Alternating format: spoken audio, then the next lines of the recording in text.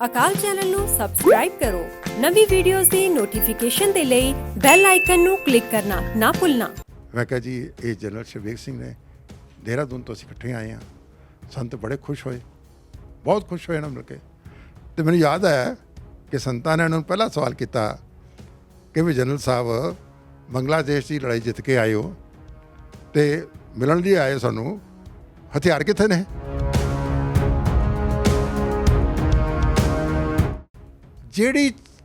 ਜਿਹੜੀ ਕੌਮ, ਜਿਹੜੀ ਸ਼ਕਤੀ ਪਰਮਾਤਮ ਦੀ ਮੌਤ 'ਚੋਂ ਪ੍ਰਗਟ ਹੋਈ ਹੈ, ਮਾਫ ਕਰਨਾ ਮੈਂ ਵਰਤਮਾਨ ਦੀ ਗੱਲ ਜੇ ਕਹਿ ਦਿਆਂ ਕਿ ਉਸ ਨੂੰ ਮੋਹਨ ਭਾਗਵਤ ਖਤਮ ਕਰ ਸਕਦਾ ਹੈ? ਜਨਰਲ ਸ਼ਬੀਕ ਸਿੰਘ ਵਰਗਾ ਲੀਡਰ ਅੱਜ ਵੀ ਕੌਮ ਨੂੰ ਲੋੜ ਹੈ।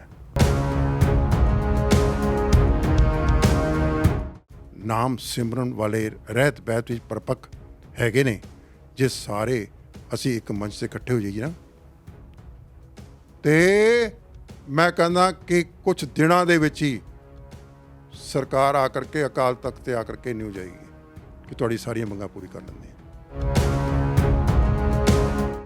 ਇੰਡੀਅਨ ਆਰਮੀ ਦੇ ਇਤਿਹਾਸ ਦੇ ਵਿੱਚ ਚਾਈਨਾ ਦੀ ਲੜਾਈ, ਪਾਕਿਸਤਾਨ ਦੀ ਲੜਾਈ, ਇੰਨਾ ਨੁਕਸਾਨ ਇੰਡੀਅਨ ਗੌਰਮੈਂਟ ਦਾ ਨਹੀਂ ਹੋਇਆ ਕਦੀ ਜਿੰਨਾ ਨੁਕਸਾਨ ਇੰਡੀਅਨ ਗੌਰਮੈਂਟ ਨੇ ਇੱਥੇ ਕਰਾਇਆ।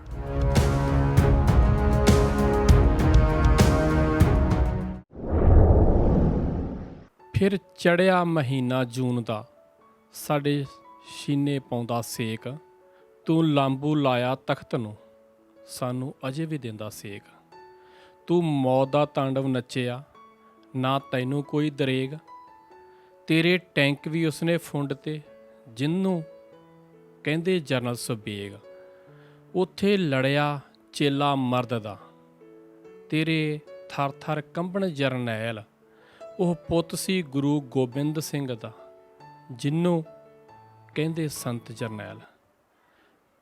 ਕਿਸੇ ਕਵੀ ਦੀਆਂ ਸਤਰਾਂ ਜਿਹੜੀਆਂ ਕਿ ਬਿਲਕੁਲ ਸੱਚ ਬਿਆਨ ਕਰ ਰਹੀਆਂ, ਜਿਹਦੇ ਵਿੱਚ ਸੰਤ ਜਰਨੈਲ ਸਿੰਘ ਖਾਲਸਾ ਭਿੰਡਰਾਂ ਵਾਲਿਆਂ ਦੀ ਅਤੇ ਜਨਰਲ ਸ਼ਬੀਕ ਸਿੰਘ ਦੀ ਗੱਲ ਕੀਤੀ ਆ ਉਸ ਕਵੀ ਨੇ। ਅਤੇ ਬਿਲਕੁਲ ਸਹੀ ਉਹਨਾਂ ਦਿਨਾਂ ਦੀ ਗੱਲ ਹੈਗੀ ਹੈ ਕਿ ਜਦੋਂ ਮੌਤ ਦਾ ਤਾਂਡਵ ਨਾਚਿਆ ਸੀ, ਉਦੋਂ ਉਸ ਸਮੇਂ ਦੀ ਹਕੂਮਤ ਵੱਲੋਂ ਦਰਬਾਰ ਸਾਹਿਬ 'ਤੇ ਅਟੈਕ ਕੀਤਾ ਗਿਆ, ਜਿਹਨੂੰ ਕਿ ਉਹਨਾਂ ਨੇ ਸਾਕਾ ਨੀਲਾ ਤਾਰਾ ਆਪਰੇਸ਼ਨ ਬਲੂ ਸਟਾਰ ਦਾ ਨਾਮ ਦਿੱਤਾ। ਘੱਲੂਘਾਰਾ ਤੀਸਰਾ, ਜਿਹੜਾ ਕਿ 36 ਸਾਲ ਤੋਂ ਕੌਮ ਮਨਾਉਂਦੀ ਆ ਰਹੀ ਆ। ਅਤੇ ਇਹਨਾਂ ਦਿਨਾਂ ਦੇ ਵਿੱਚ ਜੇ ਜੂਨ 84 ਦੀ ਤੋਂ ਗੱਲ ਕਰਦੇ ਹਾਂ ਤਾਂ ਹਮੇਸ਼ਾ ਹੀ ਹਰ ਸਿੱਖ ਦੇ ਹਿਰਦੇ ਵਿੱਚ ਚੀਸ ਪੈਦਾ ਹੋ ਜਾਂਦੀ ਆ, ਜੋ ਜ਼ਾਲਮ ਹਕੂਮਤ ਨੇ, ਉਸ ਸਮੇਂ ਦੀ ਹਕੂਮਤ ਨੇ ਸਿੱਖਾਂ ਨੂੰ ਦਿੱਤੀ ਸੀ। ਜੇ ਦਰਬਾਰ ਸਾਹਿਬ ਦੀ ਗੱਲ ਕਰਦੇ ਹਾਂ ਅਤੇ ਨਾਲ ਅਕਾਲ ਤਖਤ ਸਾਹਿਬ ਦੀ ਗੱਲ ਕਰਦੇ ਹਾਂ, ਅਤੇ ਹੋਰ ਕਈ ਗੁਰਦੁਆਰਾ ਸਾਹਿਬਾਨ ਸਨ ਜਿਨ੍ਹਾਂ 'ਤੇ ਉਸ ਟਾਈਮ ਦੇ ਸਮੇਂ ਦੀਆਂ ਸਰਕਾਰਾਂ ਵੱਲੋਂ ਅਟੈਕ ਕੀਤਾ ਗਿਆ। ਅਕਾਲ ਤਖਤ ਸਾਹਿਬ ਢਹਿ ਢੇਰੀ ਕਰ ਦਿੱਤਾ ਗਿਆ। ਉਹਨਾਂ ਦਿਨਾਂ ਦੀ ਜਦੋਂ ਇਹ 1 ਤੋਂ ਲੈ ਕੇ 6 ਜੂਨ ਘੱਲੂਘਾਰਾ ਦਿਵਸ ਮਨਾਇਆ ਜਾਂਦਾ ਅਤੇ ਯਾਦਾਂ ਤਾਜ਼ੀਆਂ ਹੋ ਜਾਂਦੀਆਂ। ਅਤੇ ਜੇ ਆਪਾਂ ਸੰਤ ਜਰਨੈਲ ਸਿੰਘ ਖਾਲਸਾ ਭਿੰਡਰਾਂਵਾਲੇ ਦੀ ਗੱਲ ਕਰਦੇ ਹਾਂ, ਜਨਰਲ ਸ਼ਬੀਕ ਸਿੰਘ ਦੀ ਗੱਲ ਕਰਦੇ ਹਾਂ, ਅਤੇ ਭਾਈ ਅਮਰੀਕ ਸਿੰਘ ਦਾ ਨਾਮ ਵੀ ਬੜੀ ਵੱਡੀ ਪੱਧਰ 'ਤੇ ਅੱਗੇ ਆਉਂਦਾ। ਕਿਉਂਕਿ ਕੁਛ ਨਾਮ ਸੀ, ਜੇ ਆਪਾਂ ਭਾਈ ਅਮਰੀਕ ਸਿੰਘ ਜੀ ਬਾਰੇ ਗੱਲ ਕੀਤੀ ਸੀ, ਜਿਹੜੇ ਕਿ ਫੈਡਰੇਸ਼ਨ ਨੂੰ ਇੱਕ ਨਵੀਂ ਰੂਹ ਫੂਕੀ ਸੀ। ਅਤੇ ਫੈਡਰੇਸ਼ਨ ਵੀ ਉਦੋਂ, ਜਿਵੇਂ ਕਿ ਦਮਦਮੀ ਟਕਸਾਲ ਤੋਂ ਸੰਤ ਜਰਨੈਲ ਸਿੰਘ ਖਾਲਸਾ ਭਿੰਡਰਾਂਵਾਲੇ ਅਤੇ ਭਾਈ ਅਮਰੀਕ ਸਿੰਘ ਟਕਸਾਲ ਤੋਂ ਜੇ ਡਰਦੀ ਸੀ, ਦੂਜੇ ਪਾਸੇ ਫੈਡਰੇਸ਼ਨ ਤੋਂ ਵੀ ਸਰਕਾਰ ਥਰ ਥਰ ਕੰਬਦੀ ਸੀ। ਅਤੇ ਨਾਲ ਜਨਰਲ ਸ਼ਬੀਕ ਸਿੰਘ, ਜਿਹੜੇ ਕਿ ਹਕੂਮਤ ਜਿਹਨੇ ਉਸ ਟਾਈਮ 'ਤੇ ਅਟੈਕ ਕੀਤਾ ਸੀ, ਸਮੇਂ ਦੀਆਂ ਸਰਕਾਰਾਂ ਦੇ ਵਿੱਚ ਰਹਿ ਕੇ ਉਹਨਾਂ ਨੇ ਬਹੁਤ ਵੱਡਾ ਨਾਮਣਾ ਖੱਟਿਆ ਸੀ। ਇਸੇ ਵਿਸ਼ੇ 'ਤੇ ਆਪਾਂ ਅੱਜ ਗੱਲਬਾਤ ਕਰਾਂਗੇ। ਸੰਤ ਜਰਨੈਲ ਸਿੰਘ ਖਾਲਸਾ ਭਿੰਡਰਾਂਵਾਲਿਆਂ ਨਾਲ ਮੇਲ ਮਿਲਾਪ ਕਿੱਦਾਂ ਹੁੰਦੇ ਆ, ਅਜੇ ਬੁਝਾਰਤ ਬਣੀ ਹੋਈ ਸੀ ਗੱਲ ਇਹ। ਉਸ ਬੁਝਾਰਤ ਨੂੰ ਖੋਲ੍ਹਣ ਵਾਸਤੇ ਕਿੰਨਾ ਚਿਰ ਪਹਿਲੋਂ, 84 ਤੋਂ ਕਿੰਨਾ ਦੇਰ ਪਹਿਲੋਂ ਉਹ ਸੰਤ ਜਰਨੈਲ ਸਿੰਘ ਖਾਲਸਾ ਭਿੰਡਰਾਂਵਾਲਿਆਂ ਨੂੰ ਦਰਬਾਰ ਸਾਹਿਬ ਆਣ ਕੇ ਮਿਲਦੇ ਆ, ਅਕਾਲ ਤਖਤ ਸਾਹਿਬ 'ਤੇ ਕਦੋਂ ਮਿਲਦੇ ਆ, ਇਹਦੇ ਬਾਰੇ ਗੱਲਬਾਤ ਕਰਨ ਵਾਸਤੇ ਸਾਡੇ ਨਾਲ ਪ੍ਰੋਫੈਸਰ ਬਲਜਿੰਦਰ ਸਿੰਘ ਜੀ ਨਾਲ ਹੈਗੇ ਆ। ਪਹਿਲਾਂ ਫਤਿਹ ਸਾਂਝ ਪਾਉਂਦੇ ਹਾਂ। ਪ੍ਰੋਫੈਸਰ ਵਾਹਿਗੁਰੂ ਜੀ ਕਾ ਖਾਲਸਾ, ਵਾਹਿਗੁਰੂ ਜੀ ਕੀ ਫਤਿਹ ਜੀ। ਪ੍ਰੋਫੈਸਰ ਪਹਿਲਾਂ ਥੋੜ੍ਹੀ ਜਿਹੀ ਆਪਾਂ ਗੱਲ ਕਰਦੇ ਹਾਂ ਕਿ ਜਦੋਂ 84 ਦਾ ਅਟੈਕ ਹੋਇਆ, ਦਰਬਾਰ ਸਾਹਿਬ 'ਤੇ ਹਮਲਾ ਕੀਤਾ ਗਿਆ, ਤੀਜਾ ਘੱਲੂਘਾਰਾ ਜਿਹੜਾ ਕਿ ਹੁਣ ਵੀ ਚੀਜ਼ ਜਿਹੜੀ ਕਿ ਹਮੇਸ਼ਾ ਹੀ ਸਿੱਖ ਨੂੰ ਦਰਦ ਇਹਨਾਂ ਦਿਨਾਂ ਦੇ ਵਿੱਚ ਜਦੋਂ ਆਪਾਂ ਗੱਲ ਕਰਦੇ ਹਾਂ, ਜਦੋਂ ਨਵੰਬਰ 84 ਦੀ ਗੱਲ ਕਰਦੇ ਹਾਂ, ਤੇ ਅੱਜ ਤੱਕ ਇਨਸਾਫ ਦੀ ਤੇ ਬਹੁਤ ਦੂਰ ਦੀ ਗੱਲ ਆ। ਜੋ ਅਟੈਕ ਕੀਤਾ ਸਮੇਂ ਦੀ ਹਕੂਮਤ ਵੱਲੋਂ, ਇਹ 1 ਤੋਂ 6 ਜੂਨ ਤੱਕ ਲਗਾਤਾਰ ਮਨਾਇਆ ਵੀ ਜਾਂਦਾ ਤੇ ਮਨਾਇਆ ਵੀ ਜਾਣਾ ਵਾ। ਇਹਦੇ ਵਿੱਚ ਜੇ ਆਪਾਂ ਸੰਤਾਂ ਦੀ ਗੱਲ ਕਰੀਏ, ਜਨਰਲ ਸਬੇਗ ਸਿੰਘ ਦੀ ਗੱਲ ਕਰੀਏ, ਤੁਸੀਂ ਉਹਨਾਂ ਦਿਨਾਂ ਦੇ ਵਿੱਚ ਕਿਸ ਤਰ੍ਹਾਂ ਇਸ ਚੀਜ਼ ਨੂੰ ਵੇਖਦੇ ਹੈਗੇ ਆ? ਭਾਈ ਅਮਰੀਕ ਸਿੰਘ ਜੀ ਲਾਗੂ ਹੋ ਕੇ ਕਿਹਨਾਂ ਨਾਲ ਤੁਸੀਂ ਲਾਗੇ ਰਹੇ, ਕਿਹਨੂੰ ਕਿਹਨੂੰ ਜਾਣਦੇ ਹੈਗੇ? ਮੈਂ ਬੇਨਤੀ ਕਰਾਂ ਕਿ ਖਾਲਸਾ ਕਾਲਜ ਅੰਮ੍ਰਿਤਸਰ ਵਿਖੇ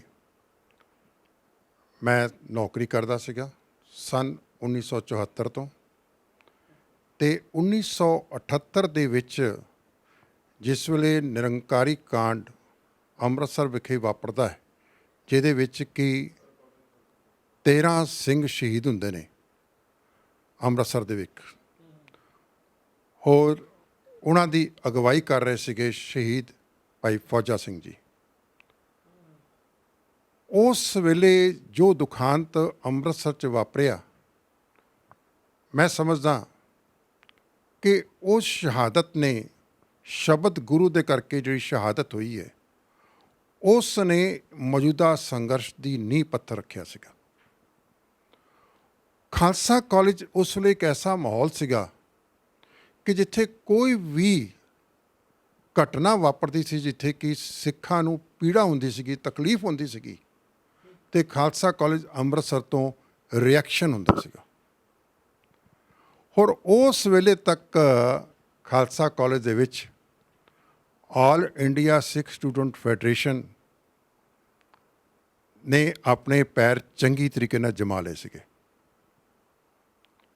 ਹੋਰ ਜੇ ਮੈਂ ਗੱਲ ਕਰਾਂ ਕਿ 1978 ਦੇ ਜਿਹੜੇ ਸਾਕੇ ਦੇ ਬਾਅਦ, ਨਿਰੰਕਾਰੀ ਸਾਕੇ ਦੇ ਬਾਅਦ ਨਿਰੰਤਰ ਲਗਾਤਾਰ 81, 82, 83, 84 ਲਗਾਤਾਰ ਕੁਛ ਨਾ ਕੁਛ ਇਸ ਪ੍ਰਕਾਰ ਦੀਆਂ ਘਟਨਾਵਾਂ ਵਾਪਰਦੀਆਂ ਰਹੀਆਂ, ਜਿਹਦੇ ਨਾਲ ਵਿਸ਼ੇਸ਼ ਤੌਰ 'ਤੇ ਸਿੱਖ ਨੌਜਵਾਨਾਂ ਦੀ ਮਾਨਸਿਕਤਾ ਦੇ ਵਿੱਚ ਇੱਕ ਬੜਾ ਵੱਡਾ ਹੁਲਾਰ ਆਇਆ।